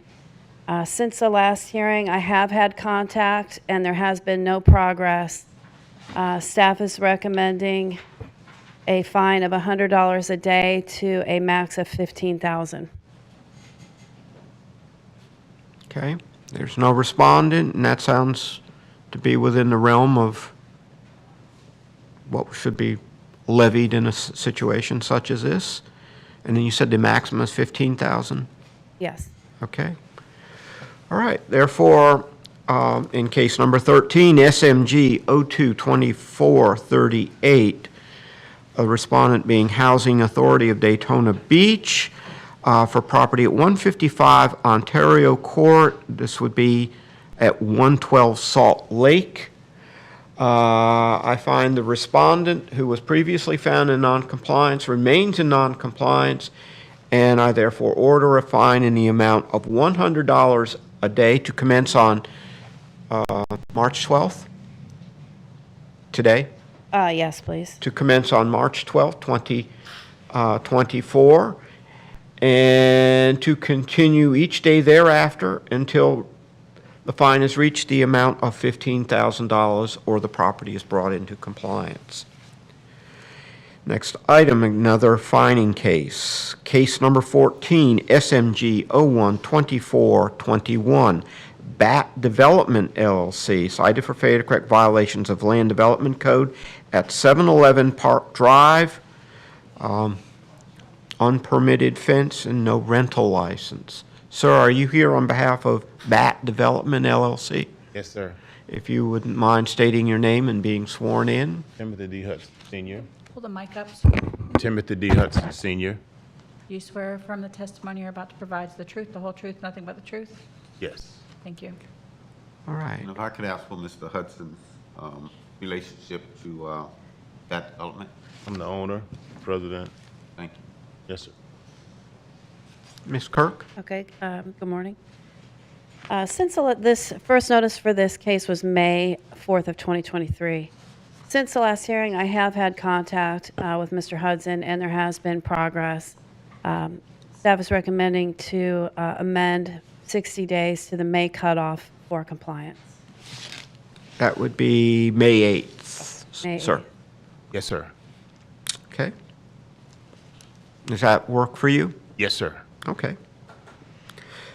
Very good. I like to see people who work with the city and resolve these things. It's simpler than assessing fines. Probably better for you as well. Most certainly, Your Honor. Okay, therefore, in case number 14, SMG 012421, respondent being BAT Development LLC for property at 711 Park Drive. I hereby order the previous order of noncompliance be amended to allow the respondent until May 8th, 2024 to bring the property into compliance or be returned to a proceeding before the special magistrate on May 14th, 2024 for consideration of a fine of up to $1,000 per day. That's it. Thank you, sir. Thank you. Thank you, Mr. Case number 15, SMG 012427. Respondent is Meso Nova Daytona LLC, cited for correct violations of Land Development Code at 1021 Mason Avenue. Is anyone here on behalf of Meso Nova Daytona LLC? On Zoom. Excuse me? On Zoom. On Zoom? Okay, good. I'm always surprised. I expect somebody there, and then they're up there on the screen. Good morning, sir. Could you? Good morning. Are you here on behalf of Mason Nova Daytona LLC? Yes, correct. Could you Yes. state your name and be sworn in? If you're Ephraim, going to. Go ahead. Ephraim Brody. EFRAIM Brody. Do you swear or affirm the testimony you're about to provide is the truth, the whole truth, nothing but the truth? Yes. Thank you. Okay. And we can get us relationship to Mason over Daytona LLC. I'm sorry if I get My that name. rela- I'm sorry. I'm the owner. I'm the owner. Okay, great, thank you. Okay. Mr. Alderman, can you state particulars of this matter? Yes, sir. This case was opened October 16, 2023. Since the last hearing, I have had no contact, and the mall has been occupied, and there has been no progress. There are permits that were required that are not obtained. The staff is requesting a fine of $300 per day to a cap of $45,000. Cap of $4,500? Yes, sir. Okay. Cap of 40,000 or 45,000? 45. Okay, cap of 45,000. 45,000? Yeah. Okay, I thought you said 4,500. I'm sorry. Okay. All right. And also, we need to set a compliance. I have a, I'm sorry. All right, sir, you'll get an opportunity in a moment when we clear up these little details. And pursuant to the order, we also need to ask for a compliance date. Yes, absolutely. And what is that? Um, Recommend. Well, the compliance date is contingent upon the permits, and there are no permits, so it's kind of hard to set a compliance date, but we'd like to have it done 30 days. Okay. Let me just backtrack. I'm looking here at where this matter stands, and if I understand, it says it continued from January to establish a compliance date and further order to have permits by March 6th. We're now past March 6th. Correct. And there are no permits. There are none. Okay. I'd like to hear from the owner of why there are no permits, and your compliance date, did you suggest one? I would say within 30 days of today. Okay, so Next we're cutoff. talking like April 3rd? Correct. Okay. All right. Sir, do you have Yes. anything further, Mr. Alderman? Before you get full opportunity to respond. I just like to make sure that the city is stated everything so you don't feel you've been surprised later on if they add something else to it. Not yet. You're not finished? Well, Please do. I'd Okay. like you to. The property has had a history of resistance and difficulty in all codes in every case we have opened up. And that includes paving, fencing, retainer walls, trash debris, furniture dumping, and paint.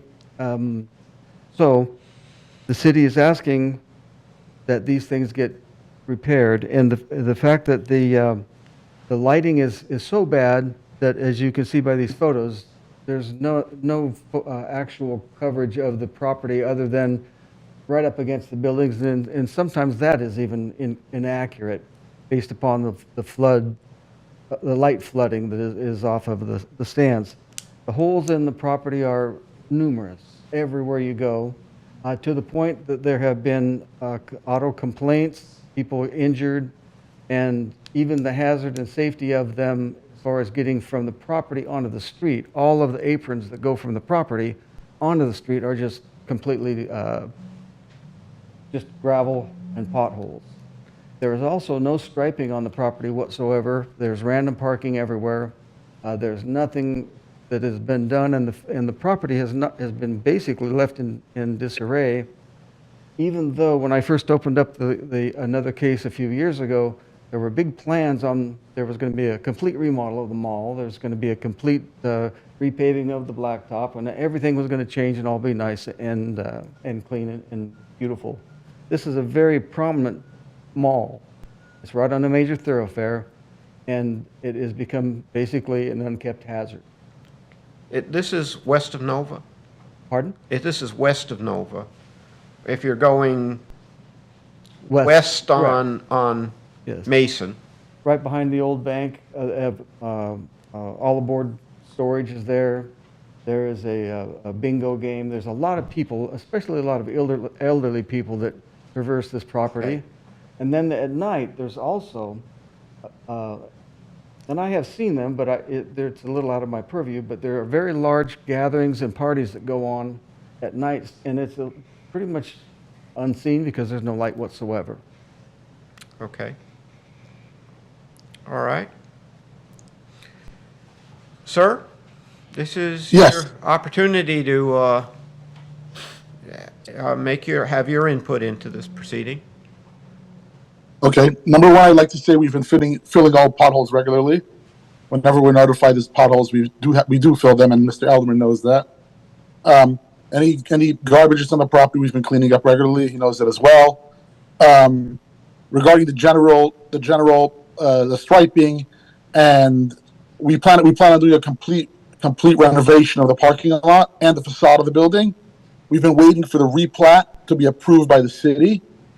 In late February, the city came back to us and said that they made some revisions in February to the replat. Once the replat is approved, which they told us now it will be approved, we just have to pay the property tax, this past year's property tax, which is due by the end of the month. We'll pay that property tax, God willing, within the next week, and then they will approve the replat. Once they approve the replat, we can pull permits. I've already paid my contractor many months ago, about half a year ago, if not more, to do the work on the property, to redo the whole parking lot, everything top to bottom, new gravel, new restripe, new islands, new landscaping, lighting, everything is being done. We've been waiting for the replat, which took a long time for it to get approved, signed off and approved. They asked us to re-sign it, re-notarize it, to use new ink on the replat, because on the Mylar needed some changes to be done to it. Once we'll God willing pay the property tax this week, and they'll sign off on the Mylar. That's what they told us late February. And once we sign off on the Mylar, we can pull the permits. God willing, they'll approve the permits right away, so we can pull them right away. But we're ready for work as long as the city will let us pull the permits. We've been waiting to pull the permits. We tried pulling the permits over 6 months ago. Okay. Sir, if I understand, I'm trying to, you have a replat of that property. Correct. Has that been approved? It's been finalized by the city, and late February they finalized it. They said it's ready to go. They finally approved it. Okay. And we're going to pay the property taxes, and they're going to sign off on it. Okay. Then we can pull the property. So you still have to pay the property taxes, and then it will be signed off on. Is that correct? That's what they told me. That was the last thing they told us, which we told them will be taken care of, and then they'll sign it off, so we can pull the permits.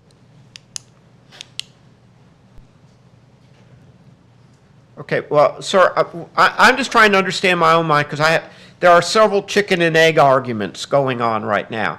One is the replat. And if I understand your argument is you can't pull permits until that replat has been signed off on. So it took us about 1.5 to 2 years to get the replat done. The city, there was some back and forth with the city. We gave the seller of the property. We bought the property a couple years ago. We gave the seller 2 acres. So he's taking 2 acres back. So that area has to be separated, and he's going to take care of the landscaping and all the rework on that piece, and we'll be doing it on our piece. Okay. And so you've divided up this property. There's now a smaller parcel that is owned by someone else, and then there's your parcel. That plat has been broken up. Right. We're just waiting for the final sign-off from the city, and then we can pull the permits to do it, because they're doing a big renovation on their property, on their 2 acres, and we're doing a big renovation on our property. I understand. I've gone through this type of process, but you have to. And I'm still trying to understand. It's a fairly simple process. I mean, it's not. There's a lot of complexity to it, but the general gist is you can't do something on his property, and he can't do something on your property, and you've got to be able to split these things up. And if there's one big plat, you have to divide it up and make a cutout so that he can do that, if I understand. And as well as changing some of the utilities underground, some of the sidewalks. Understood. As well as the city asking us to make additional changes based on the replat. Correct. But the replat has not been signed off so they can be recorded yet, if I understand correctly. It has been signed off on a few weeks ago. And we were notified 2 weeks ago we should pay the property taxes, which should be done this week. And then they will give us the final sign off. Or they were recorded. They were recorded, I guess. Right. And you have not yet paid them the property taxes, or paid the property taxes have not been paid yet, which is the final hurdle for it to go out for recording. Yes, they just notified us, I think, 2 weeks ago about that. I was out of town, and they notified my office. Okay. Well, I'm just trying to get all of these parts of the puzzle together. Okay. Yes. So you expect that your replat should be recorded. It's not going to happen overnight. The clerk's office does take some time because they have to do all kinds of things when they do that, but it should be very soon.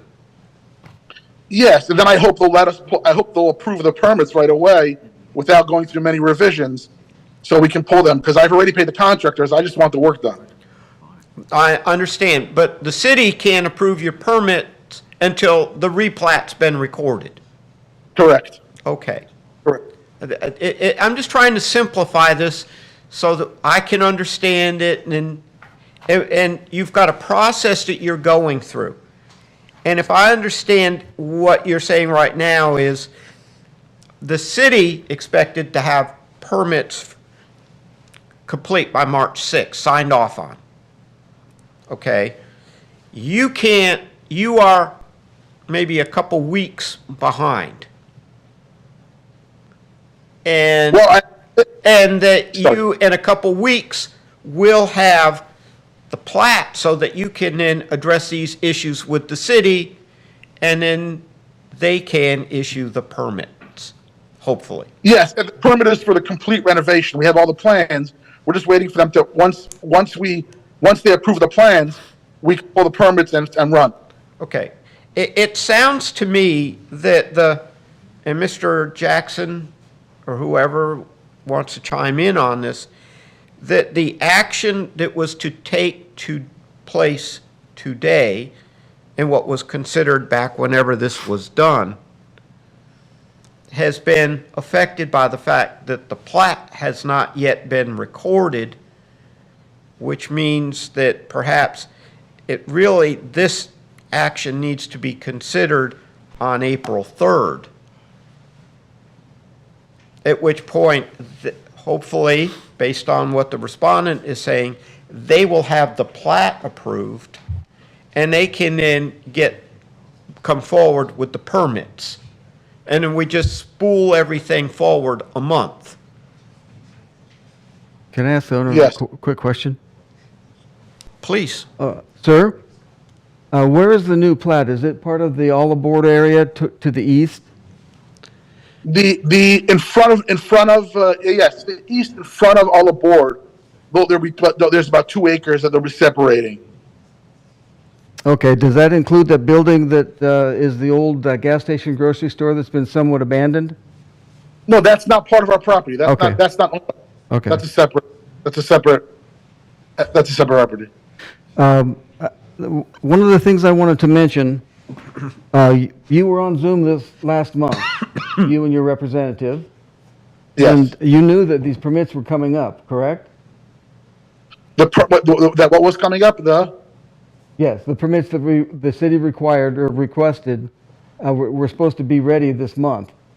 And the only reason that's important is because I have no idea where you're at on this, and if I'd have been notified, or Mr.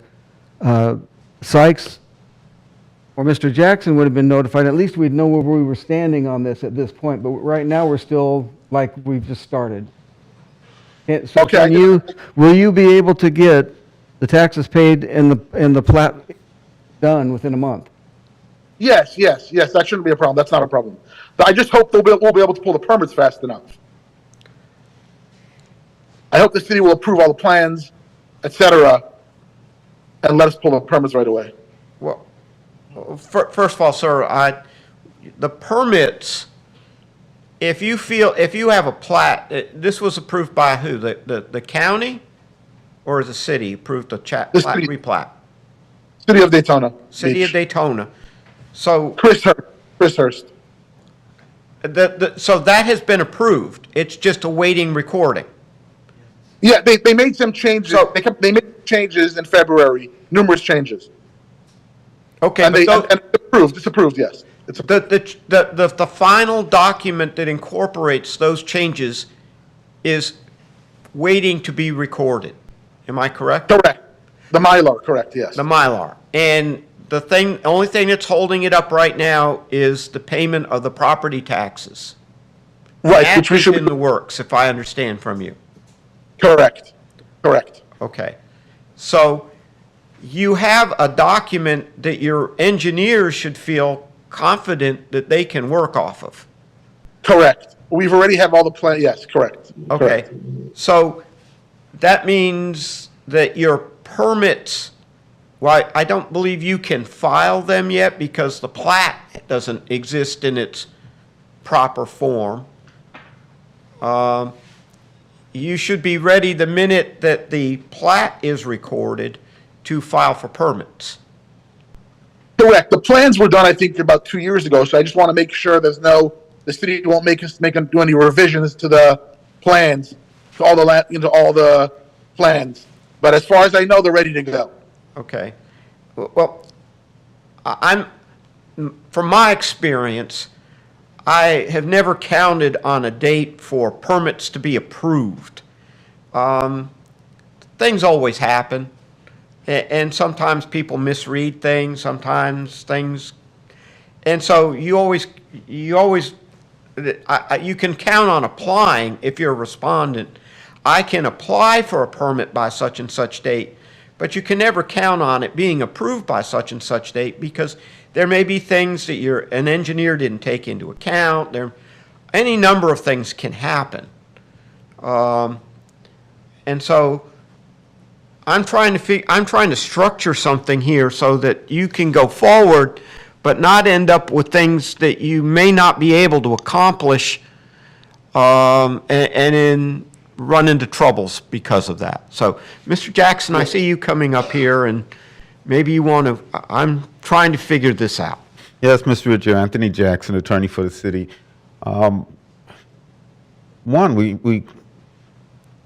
We had an order, and the order was put in place because something has to happen here. It's just, as he says, he's had plats and plans for 2 years. The city has nothing to do with him paying his taxes. Whatever delay or whatever circumstance he had that created that delay, it would have been nice to communicate it. He's been here, he's had that opportunity, and that may have been something that would have been taken into consideration. But nevertheless, the circumstances, we're standing here now. He's been ordered to initiate permits. He's explained that that's up to the magistrate on how you address that. But we just need this project to get moving. If it's moving, the inspector expressed the numerous concerns regarding this property. I'm sure it's law enforcement concerns as well, the dark areas of the property, the physical conditions of the lot, and also things that we just need to be addressed, and we need them addressed in an immediate, as fast as possible. I mean, I know he's expressed, I presume he's thrown gravel or something in the potholes before. Obviously, he hasn't done a permanent repair, otherwise we wouldn't be here. So we need the repairs, we need it moving, and we need something to happen. And the hope was that it'd be motivated by an order that came from the magistrate. If it wasn't motivated before, and you want to take in consideration these circumstances he's expressing now, then we don't have a problem with that. But we need something that's going to motivate him to get going and get this thing underway. He expressed that he can probably be in the position of pulling permits by next month. Then at the very least, we want that happening. And then we need to get moving forward on the rest of this project. Mr. Jackson, does the city know when this plat was approved by, Personally, I don't know. I don't know if the inspector has any idea at all. Sir, do you know when your plat was approved? They made some revisions in February sometime. Late February is what I recall. I can have to check. In February of 2024? Yes. It was only finally, meaning, because they I'm not handling it. The one who's handling it is the previous owner, All Aboard Storage. He's the one working with the city, and because he has the 2 acres that he's getting and he's rebuilding, he's going to build a new storage facility there. So he's the one handling all that, and they're in contact with me regularly, with my office regularly. Understand, I assume that this action was taken at some date to come forward as it in its current, the listing here, and from January, that's sort of ambitious to have a plat being considered by the city commission and to have permits all in order by March 6th, and I assume that was early January, things just never, ever go that smoothly. Well, And so I sense that whoever was here in January was perhaps considering things were going to move faster than they possibly do. Because, well, the plat, if it was being considered this would have been just before early January, someone must have, I mean, by then you must have known when the readings were going to be for the plat. Can I interrupt you for a minute? Yes. Yeah, sorry to interrupt. Yeah, we were waiting for the Mylar. Things were approved. We were waiting for the Mylar to be signed by our lender, by the bank. So we had sent the Mylar off to be signed. Took the bank over a month to send the Mylar back. Okay. And then they wanted us to make changes on the Mylar. They wanted us to make changes on the Mylar and have it re-notarized. So there were a bunch of pieces of the puzzle. The bottom line is, I understand. Say no more. Say no more. Someone anticipated they were going to get a signature a whole lot faster than they got it. Correct. And that delayed things. Correct. And so my feeling is to give you another month, but to come back in April and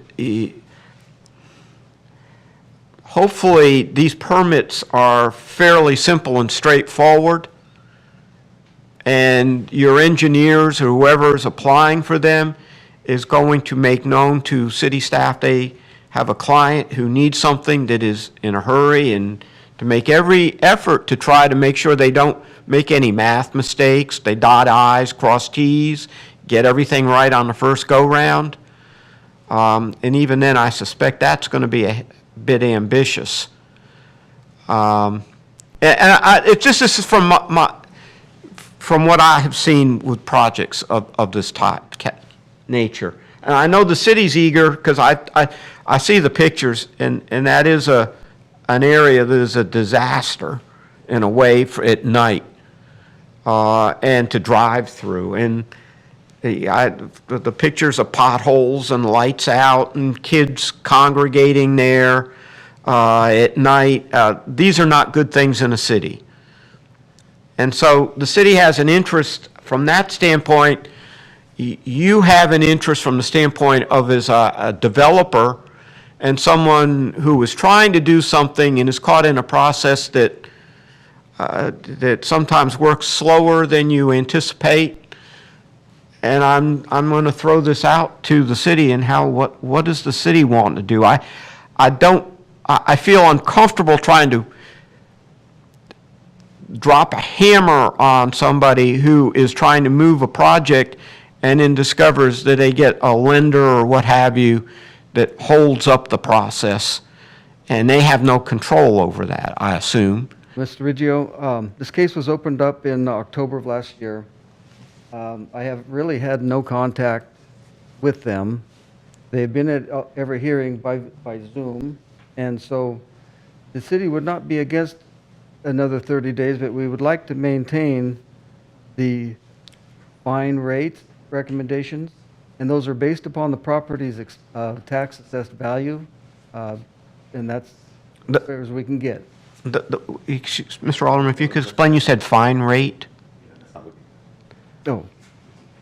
Yeah, I think we'd like to maintain the request that that they be subject to a fine if they fail to obtain the permits. If the time is reasonable, we believe it's reasonable time. They should have an opportunity to, as you said, maybe it may be a bit aggressive, but they'll have an opportunity to come in and express why it didn't happen. We just want to know that something's being pushed forward to get this okay.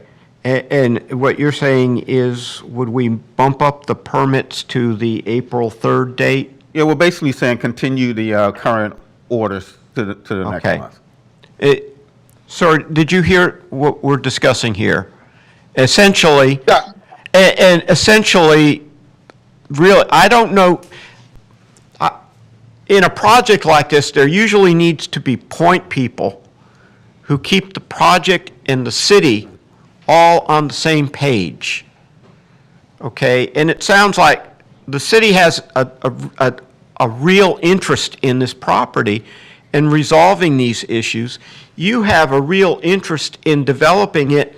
Somebody needs to be in contact with Mr. Alderman, and when there's a glitch like the plat didn't get signed in time, they get immediately on the phone and say, look, we're having a problem with this, and you know, that maybe the bank calls Mr. Alderman, I don't know, and they say, you know, we have to go through 10 vice presidents or something to get this signed. And then he can say, we have an interest and we may want a big fine against this, and that could undo your project. Maybe you can find a way to expedite. Maybe you can find a way to get this thing through faster.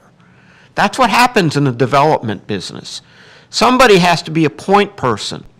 And I don't know whether that's you or whether that's your project engineer, but they need to be in constant contact with Mr. Alderman so he doesn't arrive at a hearing like this and find out that all the things he expected are not happening. Okay, he was given a bill of goods, and that bill of goods is not good today. And that's not a good thing. And so you need that person on this project who does that kind of thing, who keeps everybody happy and informed. Nobody likes to be surprised. I mean, it's just human nature. So, And Mr. Riggio, just so the record's clear, and I think you understood this already, but just in case, Mr.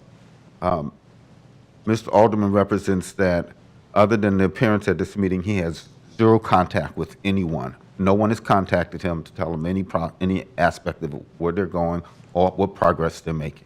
I understand completely. And that's really what distinguishes the projects that are simply to try to get the city off your back. Yeah, I'll do it in a year. And then a year comes by. The person never intended to do it.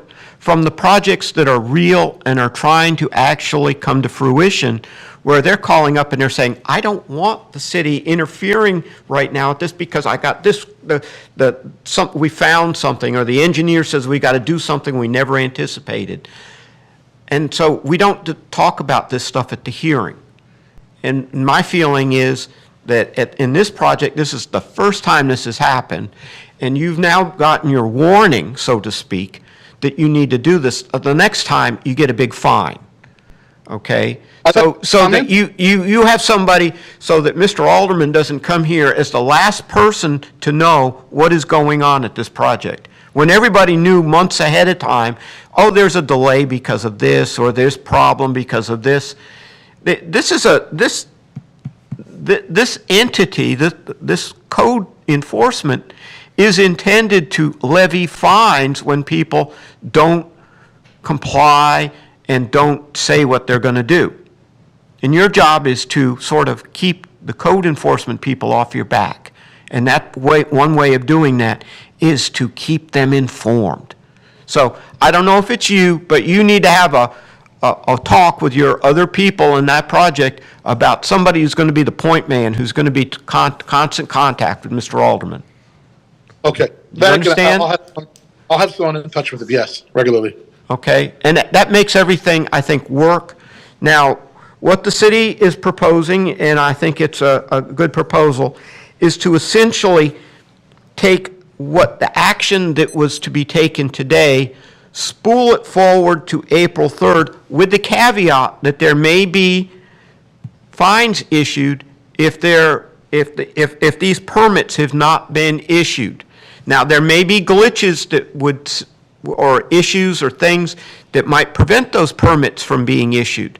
And that's the job of your point person, to convince Mr. Alderman that you're moving forward in good faith, okay, and that you're trying to resolve it, and then he can say, well, yeah, they should have had this permit, but this happened and this happened, and I understand. And then everybody's happy, and maybe you don't get issued a fine at that hearing, you're given an extra month, but then it may be, the next time it'll be 2 weeks to get the permits and maybe 2 days. I don't know. This is all speculation. But this is the way projects move forward, and you keep everybody happy. Right now, there are a lot of unhappy people in this room, okay? And so that's where we are. Mr. Alderman, do you have a problem with what I'm proposing? No, sir. Okay. Mr. Sykes? Okay. Mr. Jackson? Okay.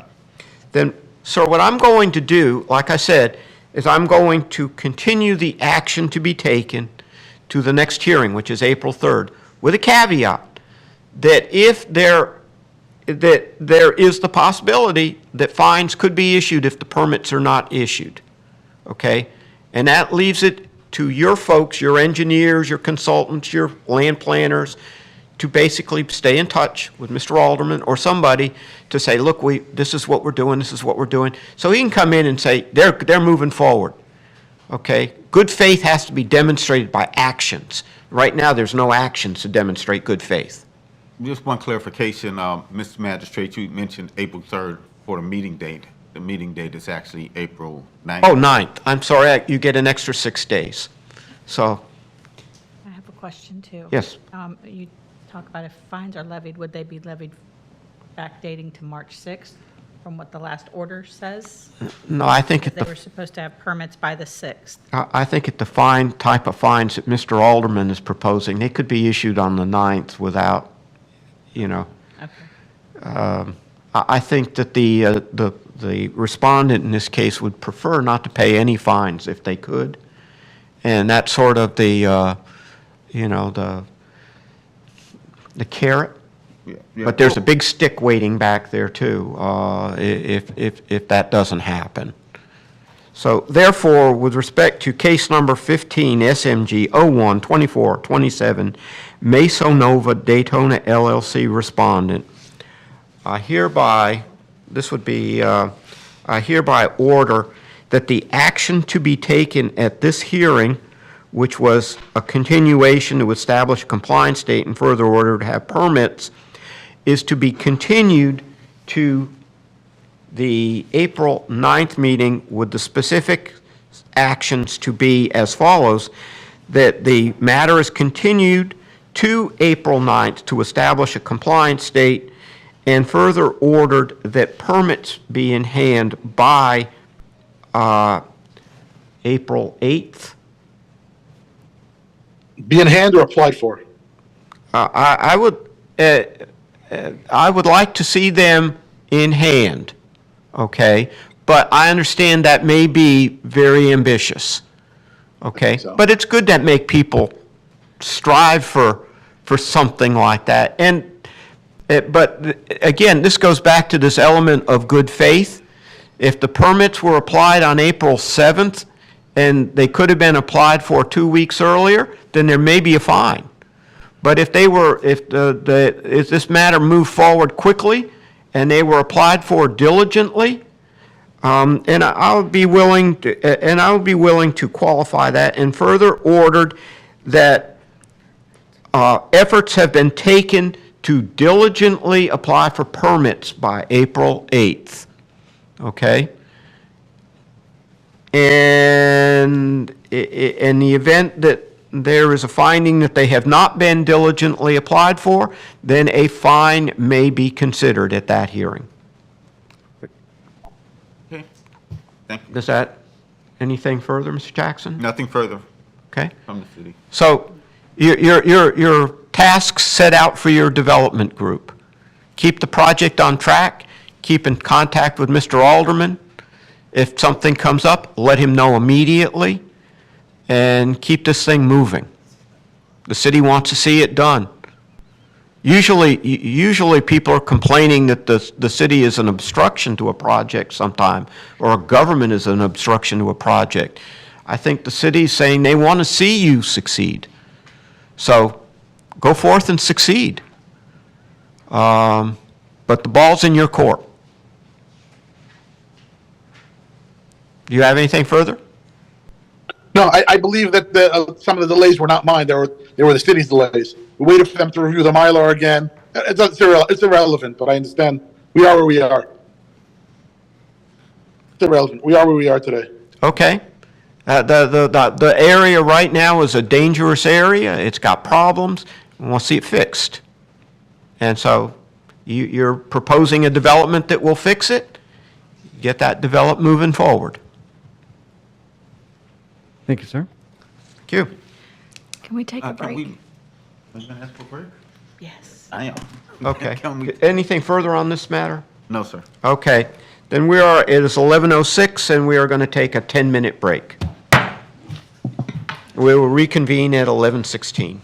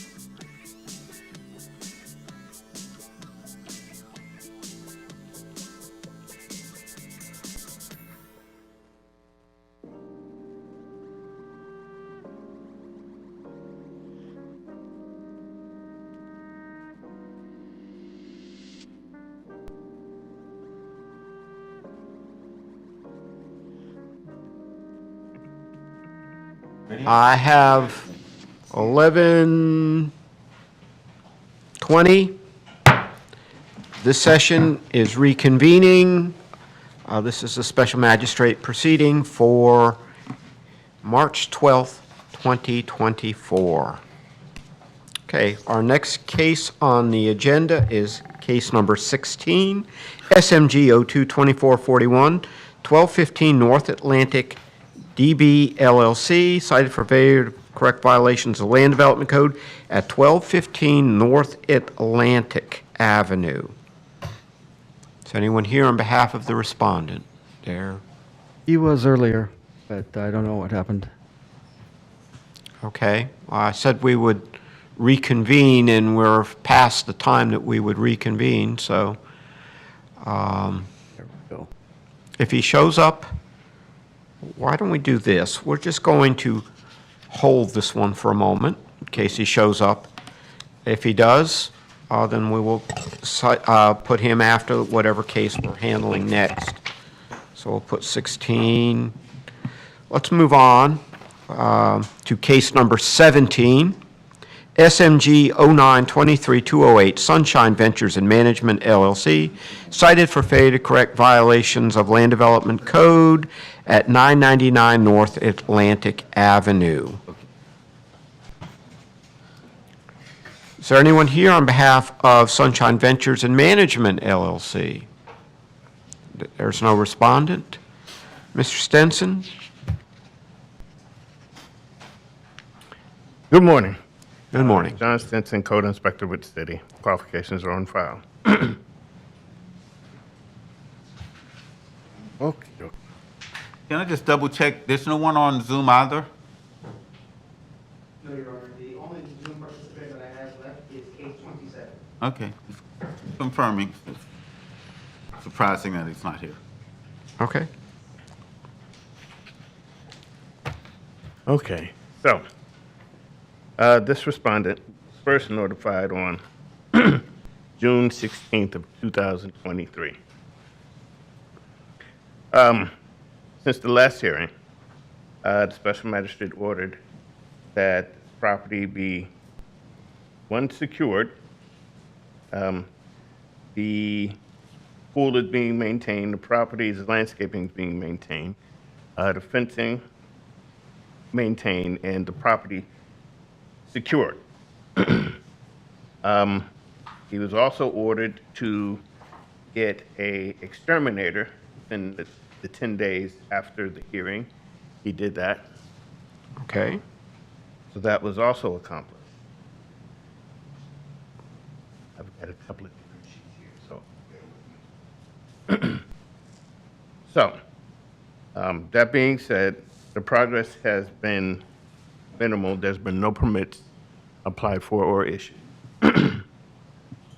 The city would like, one, the properties continue to be maintained, the pool to be maintained, fencing, the landscaping. In addition to that, it needs to pay more attention to the landscaping. I need that sidewalk and the property being edging on the sidewalks, as you can see right there in that photograph. He's got some openings that were bricked up and not boarded up. Those need to be painted. The bricking of the openings, those need to be painted up. And I would like to set a compliance date for the next cutoff for this project. Excuse me? So I'd like to set a compliance date for the next cutoff for this project. Okay.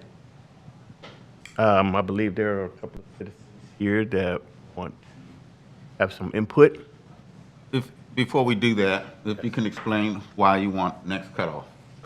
Because just for one, this case has been going on for, we're coming up on a year now. Two, there has been no progress up until this point as far as issuing or the application permits. And this project has basically stalled, it's not moving. So we need. And there was strong emphasis that this project needed to be moving forward, and we were expecting progress to be announced and brought forward by the respondent? That's what we expected, but unfortunately, not here. Okay. And there's been no contact. Okay. So the anticipation then is that If they're not making any good faith progress next month, we would be asking for a fine. That's The correct. project is pretty much signed. That's correct, sir. Okay. Okay. So if I understand, you want him to continue doing what he's presently doing? And Yes. in addition, did you say landscaping? Correct. Just basically pointed at the grass, the edging, along Edging. these sidewalks, as you can see right here. Mm-hmm. He definitely needs to address that. And to And to paint maintain the bricked-in windows? And Correct. Like some windows are boarded, but there are also some that are brick, like those right there. We need to get those bricks painted. And that's the city standard for Securing property, yes, sir. securing property, okay. Mhm. All right. Anything? Yeah, he's gonna allow We've you. got, We beg to address the court on this case. Yeah, these are citizens want to be heard. Okay. As witnesses of the conditions. We don't have any objection to that. In fact, they're here Okay, on our. please come forward, and if you can come over to this other microphone and state your name and address. Your Honor, my name is Bradford Gonzalez. I live at 424 Riverview Boulevard, Daytona Beach. And Emily Nyes, 941 North Oleander, Daytona Beach. Okay. Raise your right hands. Do you swear or affirm the testimony you're about to provide is the truth, the whole truth, nothing but the truth? yes. Thank you. So, Your Honor, we've been following this case because right across from this building, there's a family that got kids, and we were concerned initially of rats that were seen running around due to the dereliction of the care of the building. We follow this case. As stated, it was first notified in June of 23.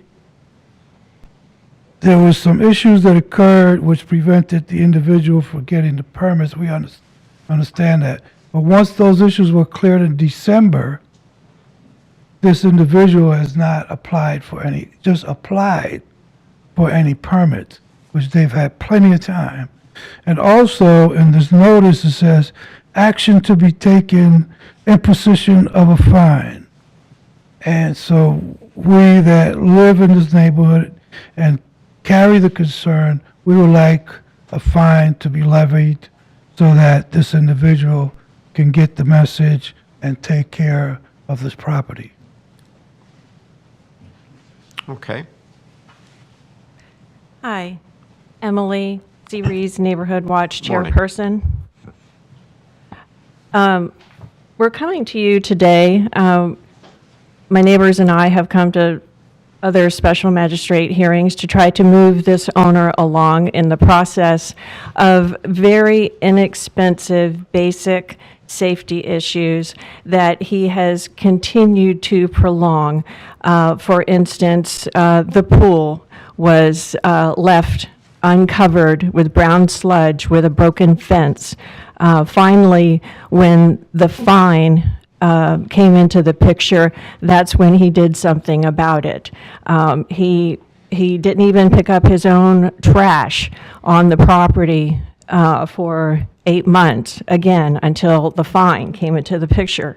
So today, specifically, yes, he has done some things here and there. Special Magistrate Vukalja called this a toilet in the September Special Magistrate hearing because it was under such deplorable conditions. That's right in a key spot in our tourist corridor, A1A and University Boulevard. At that time, the owner kept giving adjectives, as Special Magistrate said specifically. He doesn't want to hear any more adjectives because the owner kept saying, "Oh, this is going to be beautiful, and I'm doing this and doing that." Well, he bought the property a year ago, and he bought it with the building plans. So this isn't a complicated type of situation here. And specifically today, I have pictures of the other part of the sidewalk that are much worse than the picture you see there. I have it on my cell phone if you'd like to look at it. The reason we're concerned and we're here to speak up for the safety of our nearby residents, we have children on skateboards, scooters, bicycles. This is the key access point, University Boulevard, to the beach. So we have the entire neighborhood, all the riverfront neighbors as well, using this access point. Not only do we have the children to be concerned about their safety, because I guess for all of us who rode bikes and still do, if you hit a camouflage pile of sand, you may just flip your bike forward and skid out and have a very bad accident. So we're concerned for the children, but we also have 2 blind residents in our neighborhood who walk almost daily with their white canes. This is very unfair to have left this property in this condition since buying it in last year.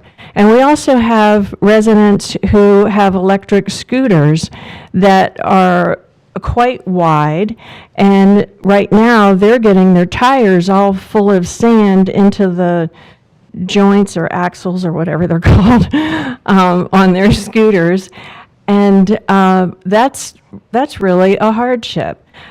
So specifically, obviously, a landscaper is not expensive, not hard, but this is the type of owner, obviously, who chooses to ignore these types of conditions. I measured the sidewalk. It's 59 inches clear. There is only 20 inches of accessibility without sand and grass, and I'll be happy to show you the pictures here. So that's roughly 1/3 is available to pass through without any risk of someone tripping, falling, having We a stop bad on that accident. picture for a moment. Is that the sidewalk along University? No, it's not. That's A1A. And by the way, those unpainted surfaces that you saw on the side of the building, that's completely visible from A1A. It's not a good look for Daytona Beach. So I'll be happy to show you the pictures of the measuring tape and the minimal, it's not that picture, it's the minimal 20-inch clearing.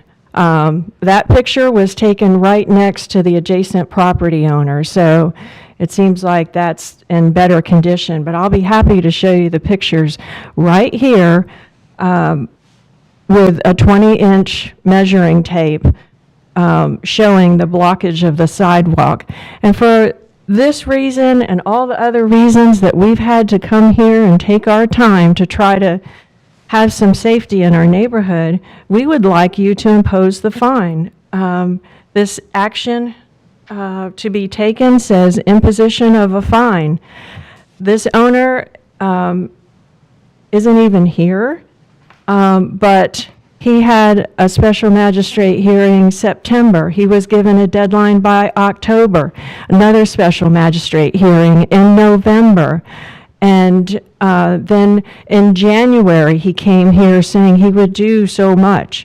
February came, special magistrate hearing. Again, he would do so much. And here we are in March.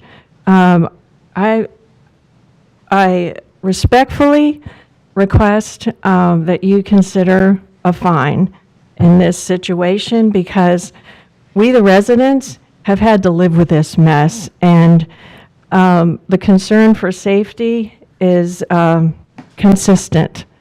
So I thank you for consideration. I'd like to see your pictures, but I really can't because I'd have to make them part of the record. And since they're on a phone, I don't think you'd want your phone to become part of the record. But I hear what you have to say. And they were emailed to the city, by the way. Okay. And Ms. Thank Nice, you. did you express to Magistrate your role, because you spoke on behalf of many people in the neighborhood? Neighborhood Watch chairperson. Okay. And I really appreciate code. I know how exasperating it is to have an owner who continues to, I'll use the quote of Special Magistrate, being shined on down the road. And I appreciate all that you all are doing, certainly. It's an extra burden. It's certainly an extra cost for the city to continue to try to prod this neighbor, this owner, along for compliance. And I would ditto that. Code enforcement does a wonderful job. Yes. Thank you, sir. And ma'am. Mr. Riggio, we would love, well, I won't say it that way. We believe that a fine would be appropriate if we were in that circumstance right now, if that was the status of the case. I know the agenda says imposition of a fine, but that fine that was ordered pursuant to the order itself of the magistrate was only as related to those specific issues that the inspector mentioned. As you look at the fine, as you look at the order says that that the respondent must secure, it doesn't say respondent, but Sunshine Venture and Management LLC must secure the property to city standards and get an exterminator for the property within 10 days from the date of this hearing, February 23rd, 2024, or be returned to a subsequent meeting for consideration of the imposition of a fine. So that was of up to $1,000 per day. So that was the expression of the right under that prior order for a fine. Beyond that, quite honestly, the magistrate sat with hope and optimism, wanting this project to be able to be successful. And so he ordered, in addition to that, it was further ordered, the pool, fence, property, and landscaping be maintained, in this case be placed on the March 12th, 2024 magistrate meeting agenda for a progress report. We were hoping that someone would come in here with plans and timelines and so forth to prove that this is really on the move. This respondent had expressed that he had been involved in substantial projects on the beachside before and was very familiar, and so we thought this would be, I'm sure the magistrate heard that and considered those things. So that's the reason why we're asking now for compliance date to be in the next 30 days, so that you would be in a position, or the magistrate in the next 30 days would be in a position to impose a fine if there is no progress going forward. We're really not, would not be a lawful order to order a fine based on their failure to merely bring forth a progress report without a notice of that being the intent of the magistrate, or at least that would be the position of the city. And so that's the reason why we're not recommending a fine. The matters that were ordered as to specific to a fine, we acknowledge that those were handled in accordance with the order. So that's why there's no request for a fine at this time. But we're establishing that based on this failure to appear in this appearance, and based both physically as well as having no verbal correspondence. So we don't have any physical appearance or any correspondence telling us that anything is going forward. And based on the appearance of no progress, we believe that a request for compliance by next cutoff is reasonable. Okay. Mr. Jackson, is this a commercial property or a residential property? It's a commercial property. As they said, it's right on the corner of University and A1A. As an abandoned motel or hotel? That's what it appears to me. Yes. Is that correct? Yes. Okay. Is there any code provision that says how long something can sit abandoned? There is, and I'm sure those things have been, I think, considered along the way. I think those, as far as use and so forth, those, I believe, have been addressed up to this point along the way. I guess what I'm hearing is that the neighbors see this as a potential blight on their area. and also a danger to kids and people who may be in that area. He's trying to secure it, if I understand correctly, but, you know, as Mr. Stinson pointed out, you know, things like this, or as they pointed out, the sidewalks may not be wide enough and may have sand blowing on them and nobody to maintain it. And Mr. Stinson mentioned about the edging and stuff, but the building as a whole presents a problem. Is it lit up at night? I'm sorry? Is it lit up at night? I mean, I'm being told the answer is no. No. I mean, But I will say it is in the plan and development process. They have gotten, They have been approved. for, Their okay. plan development. So they've been working on a PD. They have been approved. It's, as I said, there's some hope that a positive project comes out of this, but unfortunately, what we have today is something that says nothing's happened. okay. I understand what your comment, that there were certain requirements that were placed on him at the last hearing. If he didn't do those, then he faced a fine. That's correct. He did them. That's correct. And I can't do a surprise fine.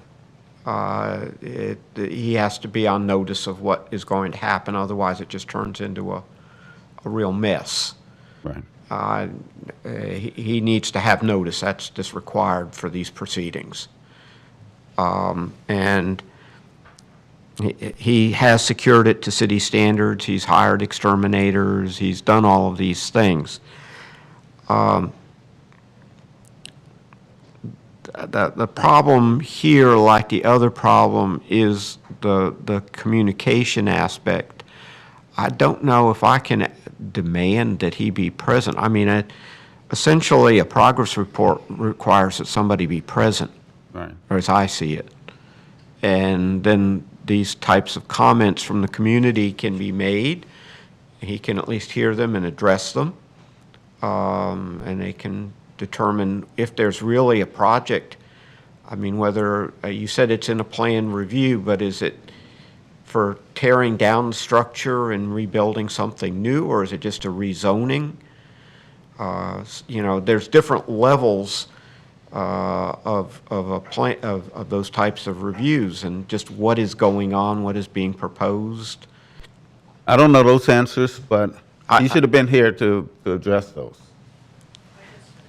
Yeah, I'm sure we have. If you want to hear from the neighborhood, but I'm saying he should have been here to address those. I'd be speculating. I'd be, you know, I could get someone from Development Service if that was essential to you right now. But this was for the progress report. As you know, Mr. Magistrate, it's a good faith belief that someone is moving forward and they're going to come and tell us how they're going to get there. That's why we're want to take the progress report off the table and set a compliance date. And if he's making great progress, then you can, the magistrate, if it's not you or whomever next month, can say, okay, I'm going to give you a whole lot more time and I want some progress reports. And if he's making no progress, then the magistrate can make a decision to go ahead and impose a fine. Okay. Do you, if I can speak to the the neighbors, do you have any idea what the plan review is for? Well, I can tell you that on December 20th, the city Growth Management Department was gracious enough to this owner to extend his PD agreement, and that allowed him to apply for permits. He could have applied for a permit the next day, especially because he bought the property with his building plans already. So that action was absolutely more leadway that the city was kind enough to give him that extension, even though he was not even in compliant then. So I think the city has done all they had, in my own personal opinion. And like I said, to apply for a building permit would have been so simple. And so also, I would like to reiterate that at last month's special magistrate hearing, Special Magistrate Vukalja said he wanted everything done, and he made an entire list of everything possible that could be done on that site. So it wasn't like he was just picking up a few items here and there. He specifically said he wanted everything done because he already heard the owner make him promises for all the other hearings. So thank you for considering us. Okay. Well, what I hear is that is that what you all want done is you want to see the building either renovated and being used appropriately, or knocked down and something else built there, or knocked down and the property being vacant. But I think there are certain limits that city code places, and some people can sort of play those games where they can have a building where they have it sitting while they are considering something else. That's all I can say at this point. I don't have the authority to go beyond city code, and they can do what they want. What they want within the scope of the code, and that's the problem here. And maybe they are moving toward something. I don't know. It would have been nice if the owner had been here. Mr. Jackson, have you ever had a situation where the magistrate has requested that the actual owner or representative appear to provide the progress report? Well, we always expect that on the front end, that an owner or a representative for the owner would come to provide a progress report. What we do alternatively is sometimes we would excuse an owner if it's expressed that the staff will bring forth the progress report where we have a very lengthy project and we already know what to anticipate, and they can come forward after progress that's showing good faith over and over again, where someone could just notify the inspector and the inspector could come and say, yes, they're making good progress. That's not what we have in this situation, and so that wasn't ordered for an alternative. So we would have expected the owner or some representative of the owner to be here to provide progress, both for the magistrate as well for even the city, since we have limited knowledge of where it goes from here. We recognize that they, behind the scenes, there's things being done, and they have rights to do things, but to be able to move forward with this project as it relates to the concerns that violations of the code and violations of both in appearance as well as in safety.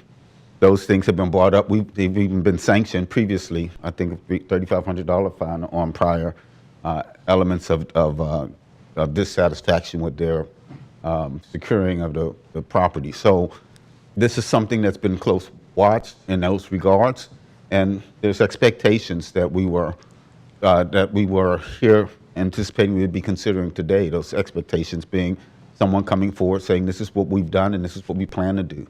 We don't have that, and again, that's why we're asking to put it in a position where it would be ripe for a fine if we come back next month without knowledge of substantial progress being made. Okay, Mr. Jackson, I want to be clear. I want the order to be clear that what it is that you're asking for, so that the owner is put on notice that if he doesn't do these things, then he may be looking at a fine. Okay, I have to look to the staff for that, either Mr. Sykes or the inspector. I mean, one thing absolutely clear is a progress report, and that progress being able to express this, what the general status, but also lay forth the timeline if we're at the stage where that can be done. It's not an area where I put the most time in terms of my work obligations, so I don't know as much about how much they've developed or where they are in the process. But to the degree that they need to be moving forward and need to show how and what they're doing to move forward and get this project going in a positive direction is the main thing from my perspective. But I will look to the inspector for, as well as the staff manager to determine if there's other things specifically that they want to address.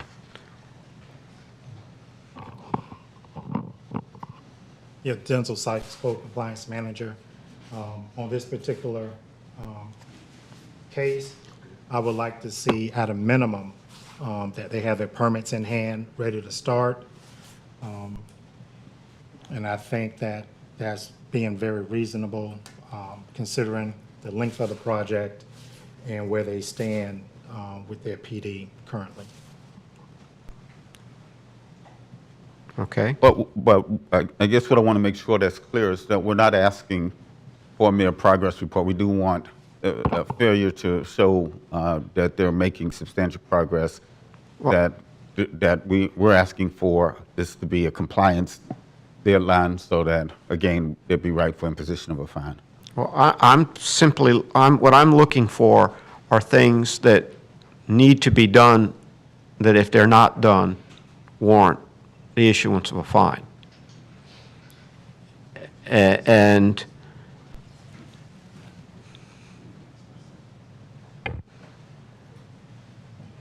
I think enough time has been given. We'd be asking for full compliance by the next cutoff, or we'll be ready to impose a fine. And compliance being that the project is started? That the project is complete. Complete. Correct. Okay. There has been more than enough time to obtain all the permitting. He's had plenty enough time to get his resources together. Sorry.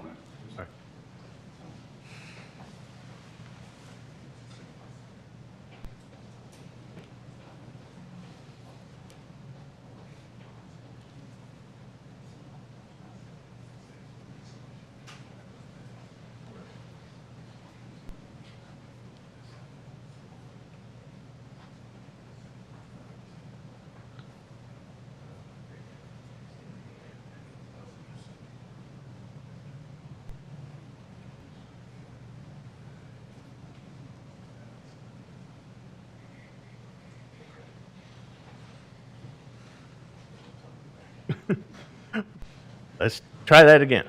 Okay. Okay. For the next cutoff, the city would like to have permits in hand. Okay. The property needs to continue to be secured, continue to be maintained, to include the landscaping, the edging. Any unpainted boarded surface needs to be painted.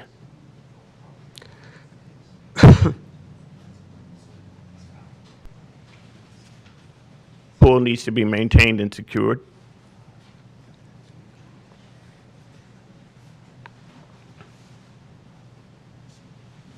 No outside storage of junk and debris. What was that one before the pool?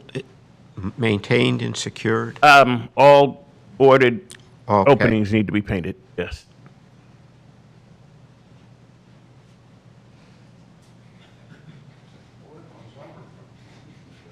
Okay. Pool maintained and secured? Is there a pool? Yes. Does it hold water? Yes. Oh, he's got the picture of the pool, please. There you go. That's a cover on it right now, Okay. and the cover is secure. We had. Well, I'll put that in to remove all outside storage.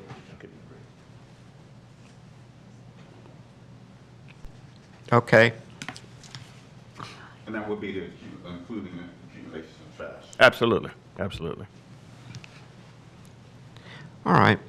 Well, then, in case number 17, SMG 0923-208, respondent being Sunshine Ventures and Management LLC for property at 999 North Atlantic Avenue.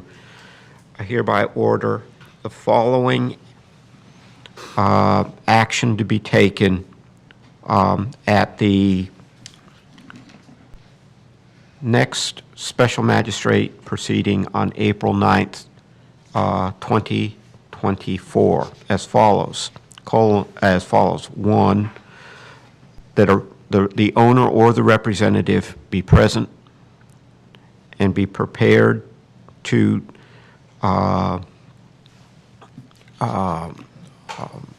discuss the project. Two, that the property continues to be secured, that all permits which have been received be provided for review and discussion. Three, that the property continue to be maintained. That the property, including the pool, continue to be maintained and secured, or the property, make that a separate item. The property and pool continue to be secured and maintained. That next item, all board openings be painted. That the premises be kept in, well, you have a better term for this, for premises, the appearance of the premises be maintained, including edging, and there was something else you asked for? No, the edging is fine. Okay, including edging along the sidewalk? Edging on the sidewalks, correct. Okay. Sidewalks, walkways. And that all brick openings or bricked-in openings be painted. And that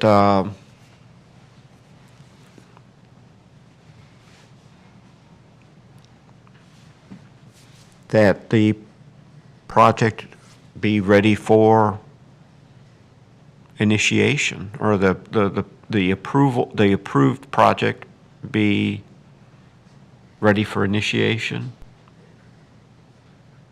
I'm assuming if he comes with permits to do the thing, he should have a project. Correct. And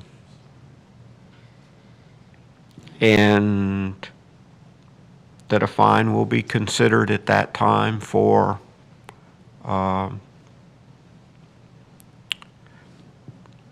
with respect to failure to comply with any of these items. I guess you could, it would be appropriate, probably based on this circumstance, to say also for failure to appear or provide the necessary progress, putting them on notice of a fine for those failures as well. Okay, yeah, including, and just make that including failure to appear or to demonstrate progress, sufficient progress on this project.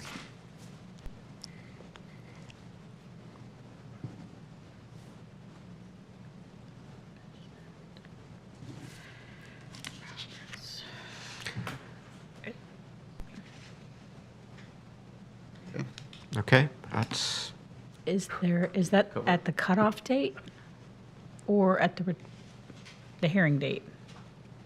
that's the progress report to be given at the hearing date, or that is And for what is all to, of these things to happen Yeah. by the hearing date? yeah, So prior to the hearing date, yeah, prior to the hearing date, that's fine, but prior to it. this is That the usually is the opportunity for the owner to come forward, and if these things all have to be done. Well, let's make the items that Mr. Stinson can actually go out and check, such as the edging, the painting of the boarded-in areas, the overall maintenance of the property, all of those things would be done by the cutoff date. Okay. so that Mr. Stenson can come in here and say, yes, I have looked at the property, and no, the openings haven't been painted, or something to that effect. I'd rather have it that. Progress is going to be at the hearing. Yeah, the things that he can observe, the items that are capable of the inspector actually observing must be done by the cutoff date.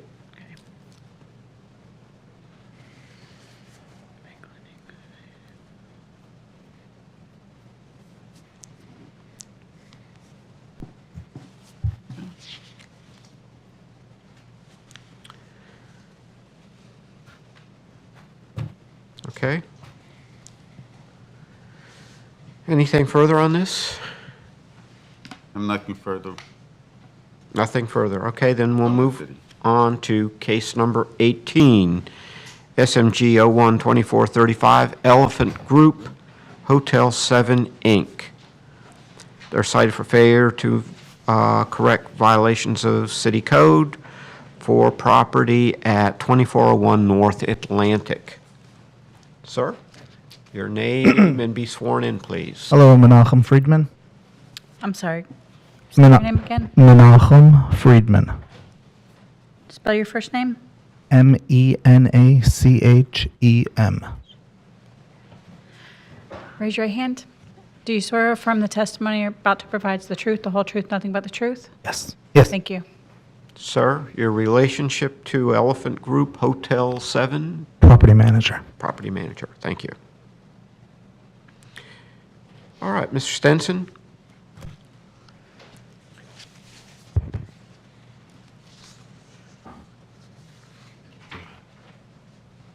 Okay, in this particular case, the respondent was first notified on December 20th of 2023. I have been in contact. The property is currently not occupied with tenants. There has been very good progress. I see that the entire exterior has been painted. They've already been replacing windows. They're down to actually working on the individual units at this point. I would like to see a compliance date set for the April cutoff. If we can maybe do for the May cutoff, that would be helpful, but if not, we understand. But if you guys are able to do by May, just that we don't come back in April to ask for 2 more weeks kind of thing, if possible. You should probably give them your progress. Oh, okay. Well, the progress, like the inspector stated, we painted everything. We have fixed all the broken windows. We have been maintaining the landscaping. We have evacuated all the old furniture. We have pest control there. We are keeping, our most important thing that we've been focusing on until now is the look of the property, because we've been told that it has been an eyesore. We have gotten tremendous compliments from the neighbors around the area. We have a few more units that we're working on. Should be done by April. If we can get by May, that would be helpful, but we understand. Okay. Sir, is this going to be a motel? It is a motel, yes. Okay. It's not currently open, correct? We have a maintenance guy staying there helping out. But I mean, are there units that can be rented there? They can be. Okay. Yeah. I didn't know if that was going to interfere with you being able to. No, we just, our past experience while trying to get the place into compliance with tenants were a disaster. We found it a little bit easier to do it this way. Okay. So if I could just ask clarification. So you're saying it's currently unoccupied other than your maintenance guy? Correct. Okay. Oh, okay. But it's not open for business. Correct.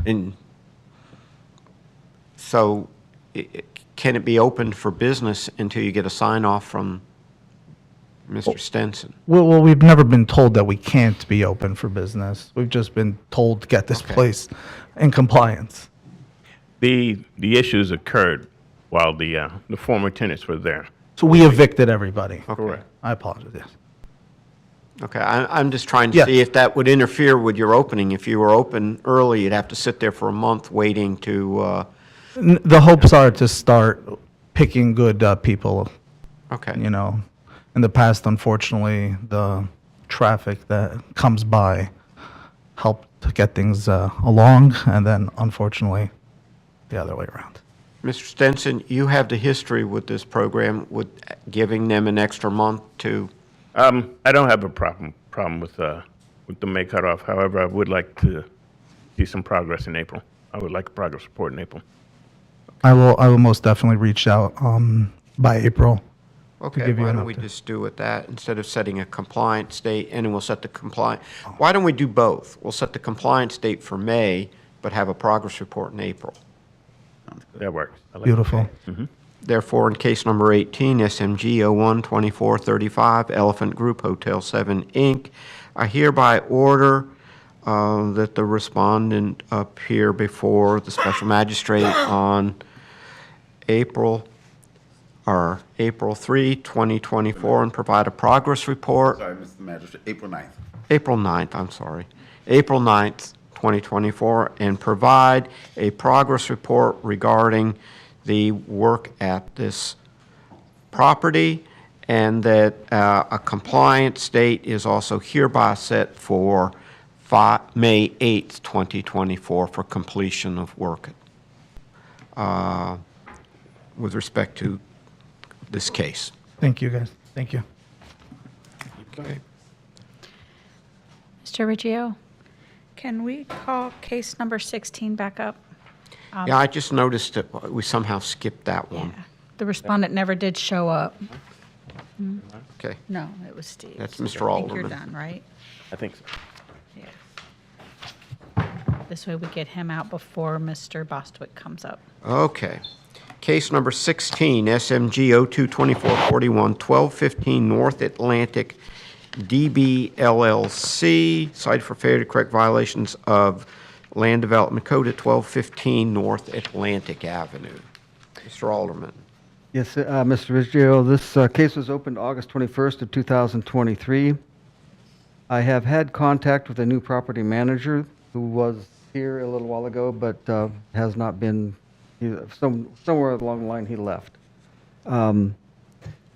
This is a piece of property that is a motel, and it has an overhang that has been left open. The permit was obtained back in September, but the contractor withdrew his permit in March. I do not know the exact circumstances of that, but this is the last thing that is remaining. So the city is requesting a fine of $100 per day to a cap of $20,000. If I can just get a clarification, you said they withdrew it in March, talk about March, like Um, month? Yes, this 1st of March. Okay, so a few days ago. Yes. Well, a week ago. Yeah, yes. I mean, they have a permit to board over that, basically, and that would resolve all this? Yes, but I believe it is probably the lack of pay, which is most normally the circumstances. But in the meantime, of all the things that were initially opened, this case was opened for, that is the last thing remaining. But we Okay. still need it done. The property manager that I talked to that has left told me that they have a new contractor, but they have not obtained a permit. So that puts them still in the area of they're way behind schedule. Okay. All right. There's no one here on behalf of 1215 North Atlantic DB LLC. So, in case number 16, SMG 022441, 1215 North Atlantic DB LLC, being the respondent for property at 1215 North Atlantic Avenue. I find that respondent who was previously found in noncompliance remains in noncompliance and therefore order fine in the amount of $100 per day to commence on March 12th, March 12th, 2024. Is that correct? Yes. And to continue each day thereafter until the fine has reached the amount of $20,000 of the property is brought into compliance. Perfect. Thank you. Okay? Now we move to case 19. SMG 0923-215, RE Equity Investment Group LLC, and JJ Equity LLC. Cited for failure to correct violations of Land Development Code for property at 736 South Beach Street. All right. Is there anyone here on behalf of RE Equity Investment Group LLC? I've heard that name before with Mr. Paulino and his group on, was it out on Main Street? I can't remember, but okay. They always were present, but whatever. Mr. Bostwick? Inspector Bostwick, I'm filling in for Inspector John Baptiste. All right, so on this case, respondent was first notified back on July 7th of 2023. According to Mr. Baptiste, since the last hearing, there has been contact in progress, and I think we're here to set a cutoff date for May. A compliance day for May 2024. When I look through that window, is that sky I'm seeing in the second floor? Yeah. You're adding a story onto it. There's no roof on this building? It's unfinished? Yeah, they're working on it. Okay. They're changing it to like a hotel or something, I believe. Okay, so is this a new building or a refurbished building? It's an old building. I believe it used to be maybe a funeral This was the funeral parlor, down at the corner. and now they're trying to turn it into an apartment complex. Okay. All right, and Mr. Bostwick, what would you like to see done on this one? I think we're here to establish a compliance date for May. Correct. So that's what the city is requesting. Okay, I see no reason why not. Absolutely not, sir. So therefore, in case number 19, SMG 0923-215, respondent being RE Equity Investment Group LLC and JJ Equity LLC for property at 736 South Beach Street. I hereby order that a compliance date be set for May 8th, 2024. Thank you. And that failure to comply with the compliance date may result in a issuance of a fine at subsequent hearing on, let's see, that would be May 4th or April 9th, 2024, up to. No, we're asking for the May cutoff. Oh, I'm sorry.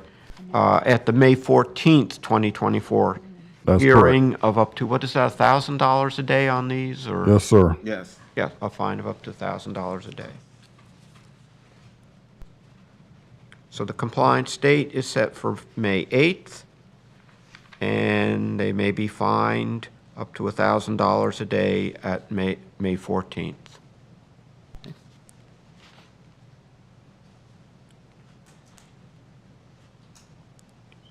Okay. All right. Let me know if anybody wants to take a break for lunch or anything of that nature, or otherwise we'll just go through and. No, sir. Yeah, I think we only have a couple of citizens left. Okay. Oh, why don't we try to knock those people out? This one, next case is one of them. Okay. Case number 20, SMG 04-23. 103, David Clark, cited for failure to correct violations of Land Development Code at 37 South Peninsula Drive. This was continued from the January hearing. There's a progress report, and determination of a compliance date is the action for this proceeding. State your name for the record. David Clark. Raise your right hand. Do you swear or affirm the testimony you're about to provide is the truth, the whole truth, nothing but the truth? Yes. Thank you.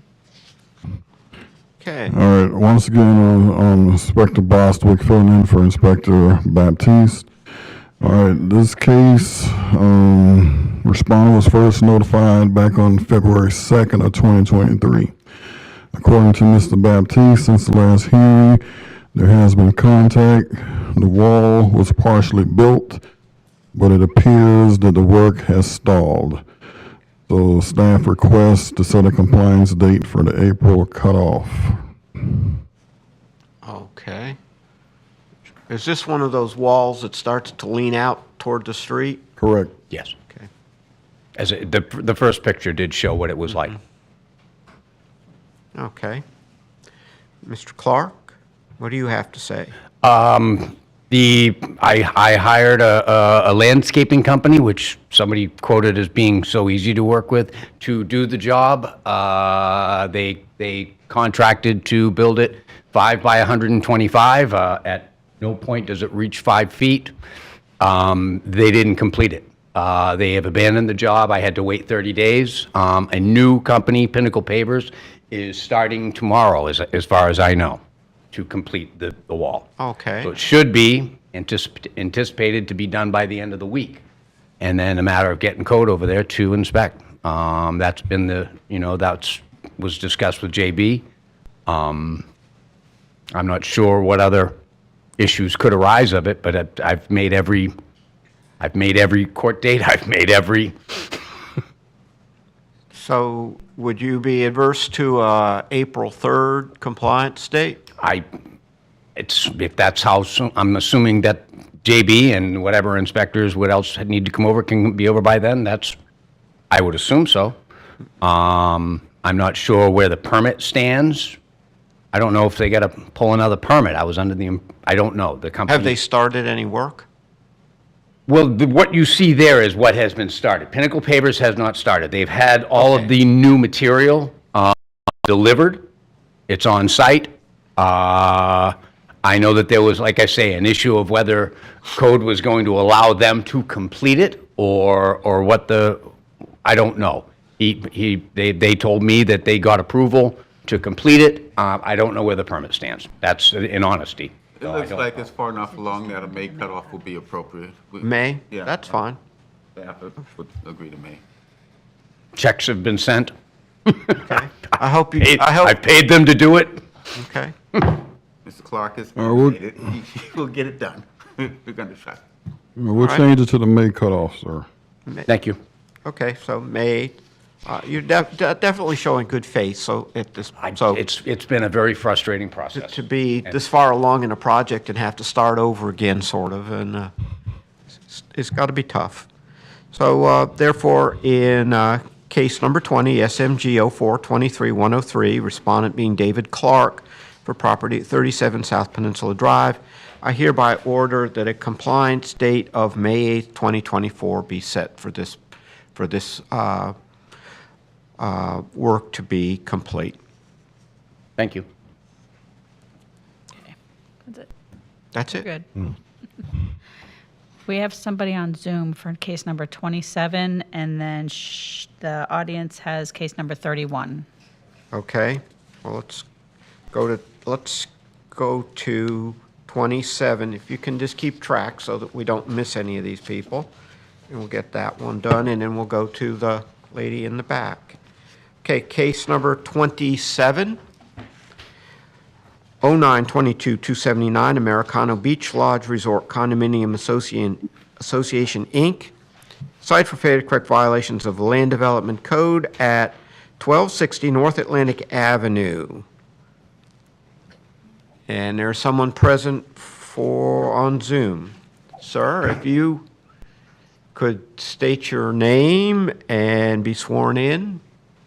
Brian Smith, 5601 Windover Drive, Orlando, Florida 32819. Do you swear or affirm the testimony you're about to provide is the truth, the whole truth, nothing but the truth? I do. Thank you. Okay, Mr. Yates. All right. They were first notified on February 19th, 2022. Since the last hearing, we've had contact in progress. There's been a small delay in the panel's delivery of a week, so the work hasn't started, but we'd like to have them come back in May for a progress report. Okay. Mr. Smith, do you have any problem coming back in May for a progress report? Nope, I don't. And then Hopefully we'll be done. Well, I was going to say, then we'll make a determination of a compliance date if necessary. Sounds good. You want that to be a compliance date? No, we'll make a determination of a compliance. Oh, date. make a determination. I see the projects down in Wilbur, and some of those, anything involving seawall, I take it there's a seawall issue. You never know. Okay, so that would be a progress, is it progress report on May 8th? Yes. Okay. So therefore, case number 27, SMG 09-22-279, respondent being Americano Beach Lodge Resort Condominium Association, Inc., for property at 1260 North Atlantic Avenue. I hereby order that a progress report by the respondent be provided on be May 14th, correct? Yes. Be provided on May 14th at the special magistrate Determination of proceeding. compliance date, yes. Okay. I hope you haven't been listening to us all morning, Mr. Smith. I have. No worries. Thank you. Okay. All right, and then finally, we have case number 31. SMG 06-23-149, Be Good Developments LLC, site for failure to correct violations of the Land Development Code at 145 Orange Avenue. Morning. Hi, April Bassett. Do you swear or affirm the testimony you're about to provide is the truth, the whole truth, nothing but the truth? I do. Thank you. Ma'am, if you could state your names. April Bassett. April. Bassett. B as in boy, Assett. Kevin? In your association with Be Good? I'm owner. Okay. Okay. Mr. Yates?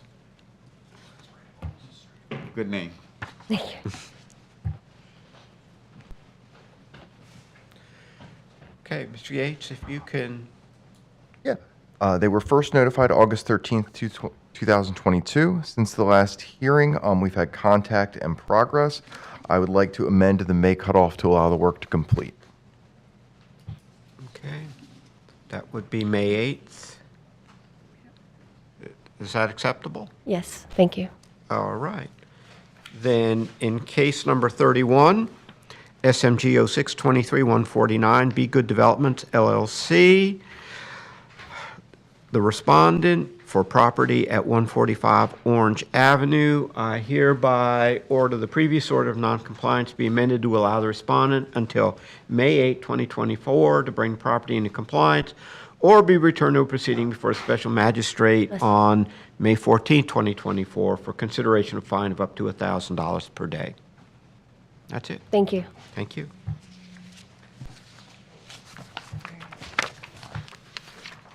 All attendees. 2, 3, 4, We had to go back to 21. 6. Looks like we're on page 7. Should be back to 21. 21. Yep. All right. Case number 21, SMG 06-23-152, Jacqueline Mannon, cited for failure to correct violations of the Development Code at 368 Dr. Mary M. Bethune Boulevard. Mr. Bostwick, I don't see a respondent present. Can you provide me with, oh, this is going to be a progress report and determination of a compliance date. Correct. I don't see a respondent present, so what do you consider to be, are you aware of any progress? Yeah, I spoke briefly with, he was here, but apparently he left. And the city's has set a compliance date for the June cutoff, and he agreed to it. Okay. So that sounds good to me. So therefore, in case number 21, SMG 06-23-152, respondent being Jacqueline Mannon for property at 368 Dr. Mary M. Bethune Boulevard, I hereby order the compliance date be set for June 5th, 2024.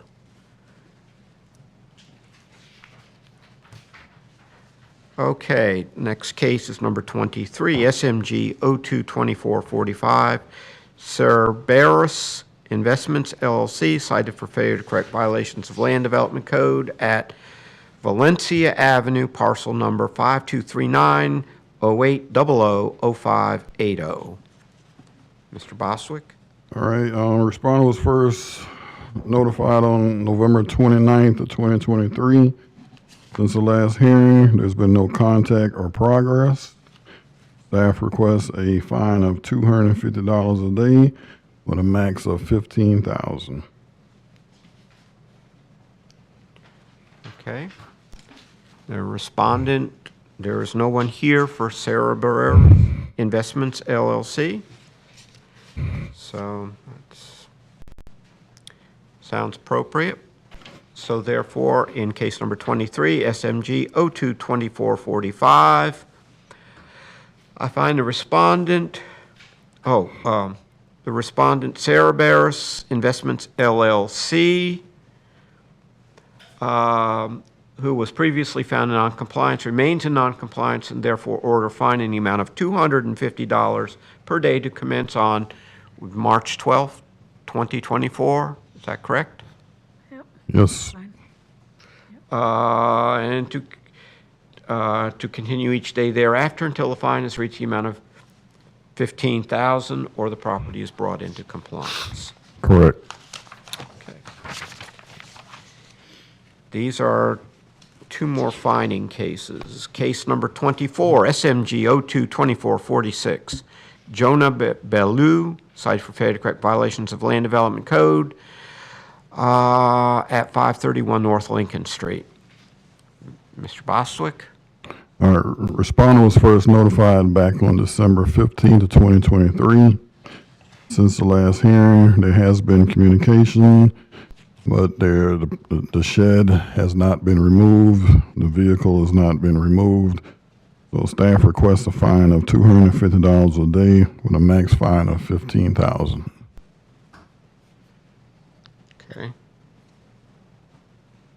That vehicle has just been sitting there? Yes, the owner put up this shed without a permit, and he's actually living in the shed, which is a violation. So he has to move the shed and the vehicle and clean up the rest of the property to come into compliance. Okay. All right. Case number 24, SMG, the respondent, is there anyone here on behalf of Jonah Bellew? No. So therefore, case number 24, SMG 022446, respondent being Jonah Bellew. I find a respondent who was previously found in noncompliance remains in noncompliance and therefore order fine in the amount of $250 per day to commence on March 12, 2024, and to continue each day thereafter until the fine has reached the amount of $15,000 and the property is brought into compliance. Case number 26, SMG 022451, U21 Holdings LLC, cited for failure to correct violations of Land Development Code at Clark Street, parcel number 5339-68-00-0051. No respondent, no one here is on behalf of U21 Holdings LLC. Mr. Boswick. Our respondent was first notified back on November 3rd of 2023. Since the last hearing, there has been communication and there has been lots of progress. They just need to come back and clean up the remaining debris. The staff would like to amend to the next cutoff to give them ample time to finish. Okay, and that would be 4/3/24. That would be correct. All right, so therefore, case number 26, SMG 022451, respondent being U21 Holdings LLC for property at Clark Street, parcel number 5339-68-00-0051. I hereby order the previous order of noncompliance be amended to allow the respondent until April 3, 2024 to bring property into compliance and be returned to a proceeding before the special magistrate for consideration of a fine of up to $1,000 per day. Thank you. Thank you. Number 30. Number 30? 30, yep. Okay. Mr. Yates. Case number 30, SMG 0722-210, Ocean Winds Condo Association, cited for failure to correct violations of Land Development Code at 1201 North Atlantic Avenue. They were first notified December 29, 2021. Since the last hearing, I've had contact in progress. They continue to work under permit as the scope expands. I would like to amend to the June cutoff to allow the work to finish. Okay. 6/5/24. No one is here on behalf of Ocean Winds Condo, and they've also got some more time to do it, finish their work. So in case number 30, SMG 0722-210, respondent being Ocean Winds Condo Association for property at 2101 North Atlantic Avenue. I hereby order the previous order of noncompliance to be amended to allow the respondent until June 5th, 2024 to bring the property into compliance or be returned to a proceeding for the special magistrate on June 11th, 2024 for consideration of a fine of up to $1,000 per day. Case number 32, SMG 1123-279. The Seventh-day Baptist Church of Daytona Beach, Inc., cited for failure to correct violations of the Land Development Code at 128 Live Oak Avenue.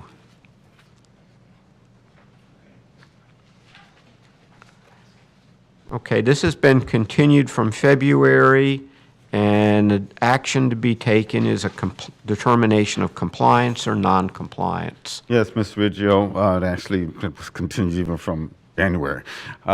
This is an issue where she said they were cited for having an open food pantry. From the time that they've been cited up until this date, they've shut it down as they've reviewed the respondent. Mr. Ebbets, on behalf of the respondent, had requested public records, which he reviewed, and as of last month, we had not completed that review. This month, he's asking for continuance because he has a medical issue to handle, and we have no objection to that. There should be a email in your file, but I'll provide one. Okay. I don't recall seeing one, but, okay, spoken to heard anything. All right.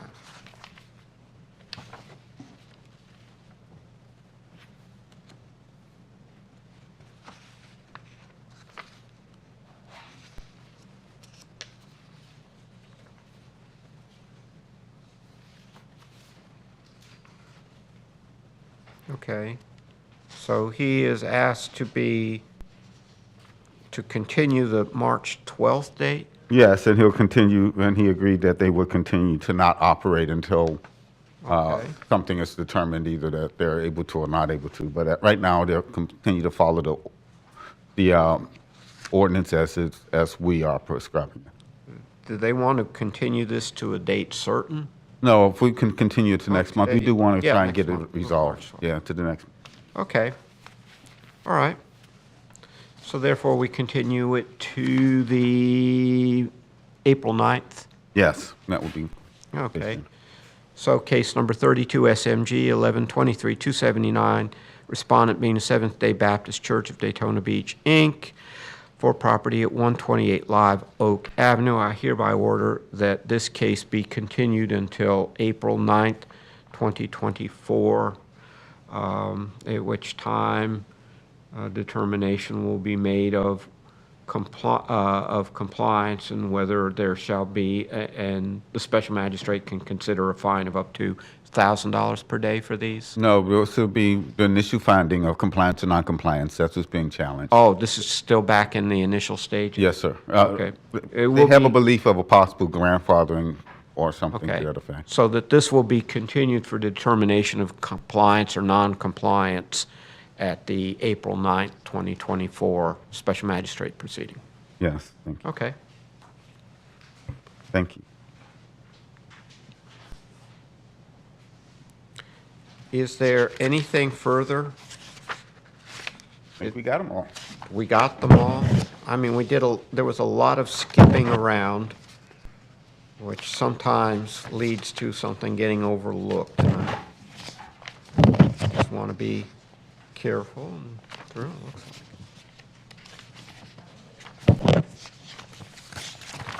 Very good. All right, so therefore, it being 12:36, I hereby call this session of the special magistrate proceeding to be adjourned.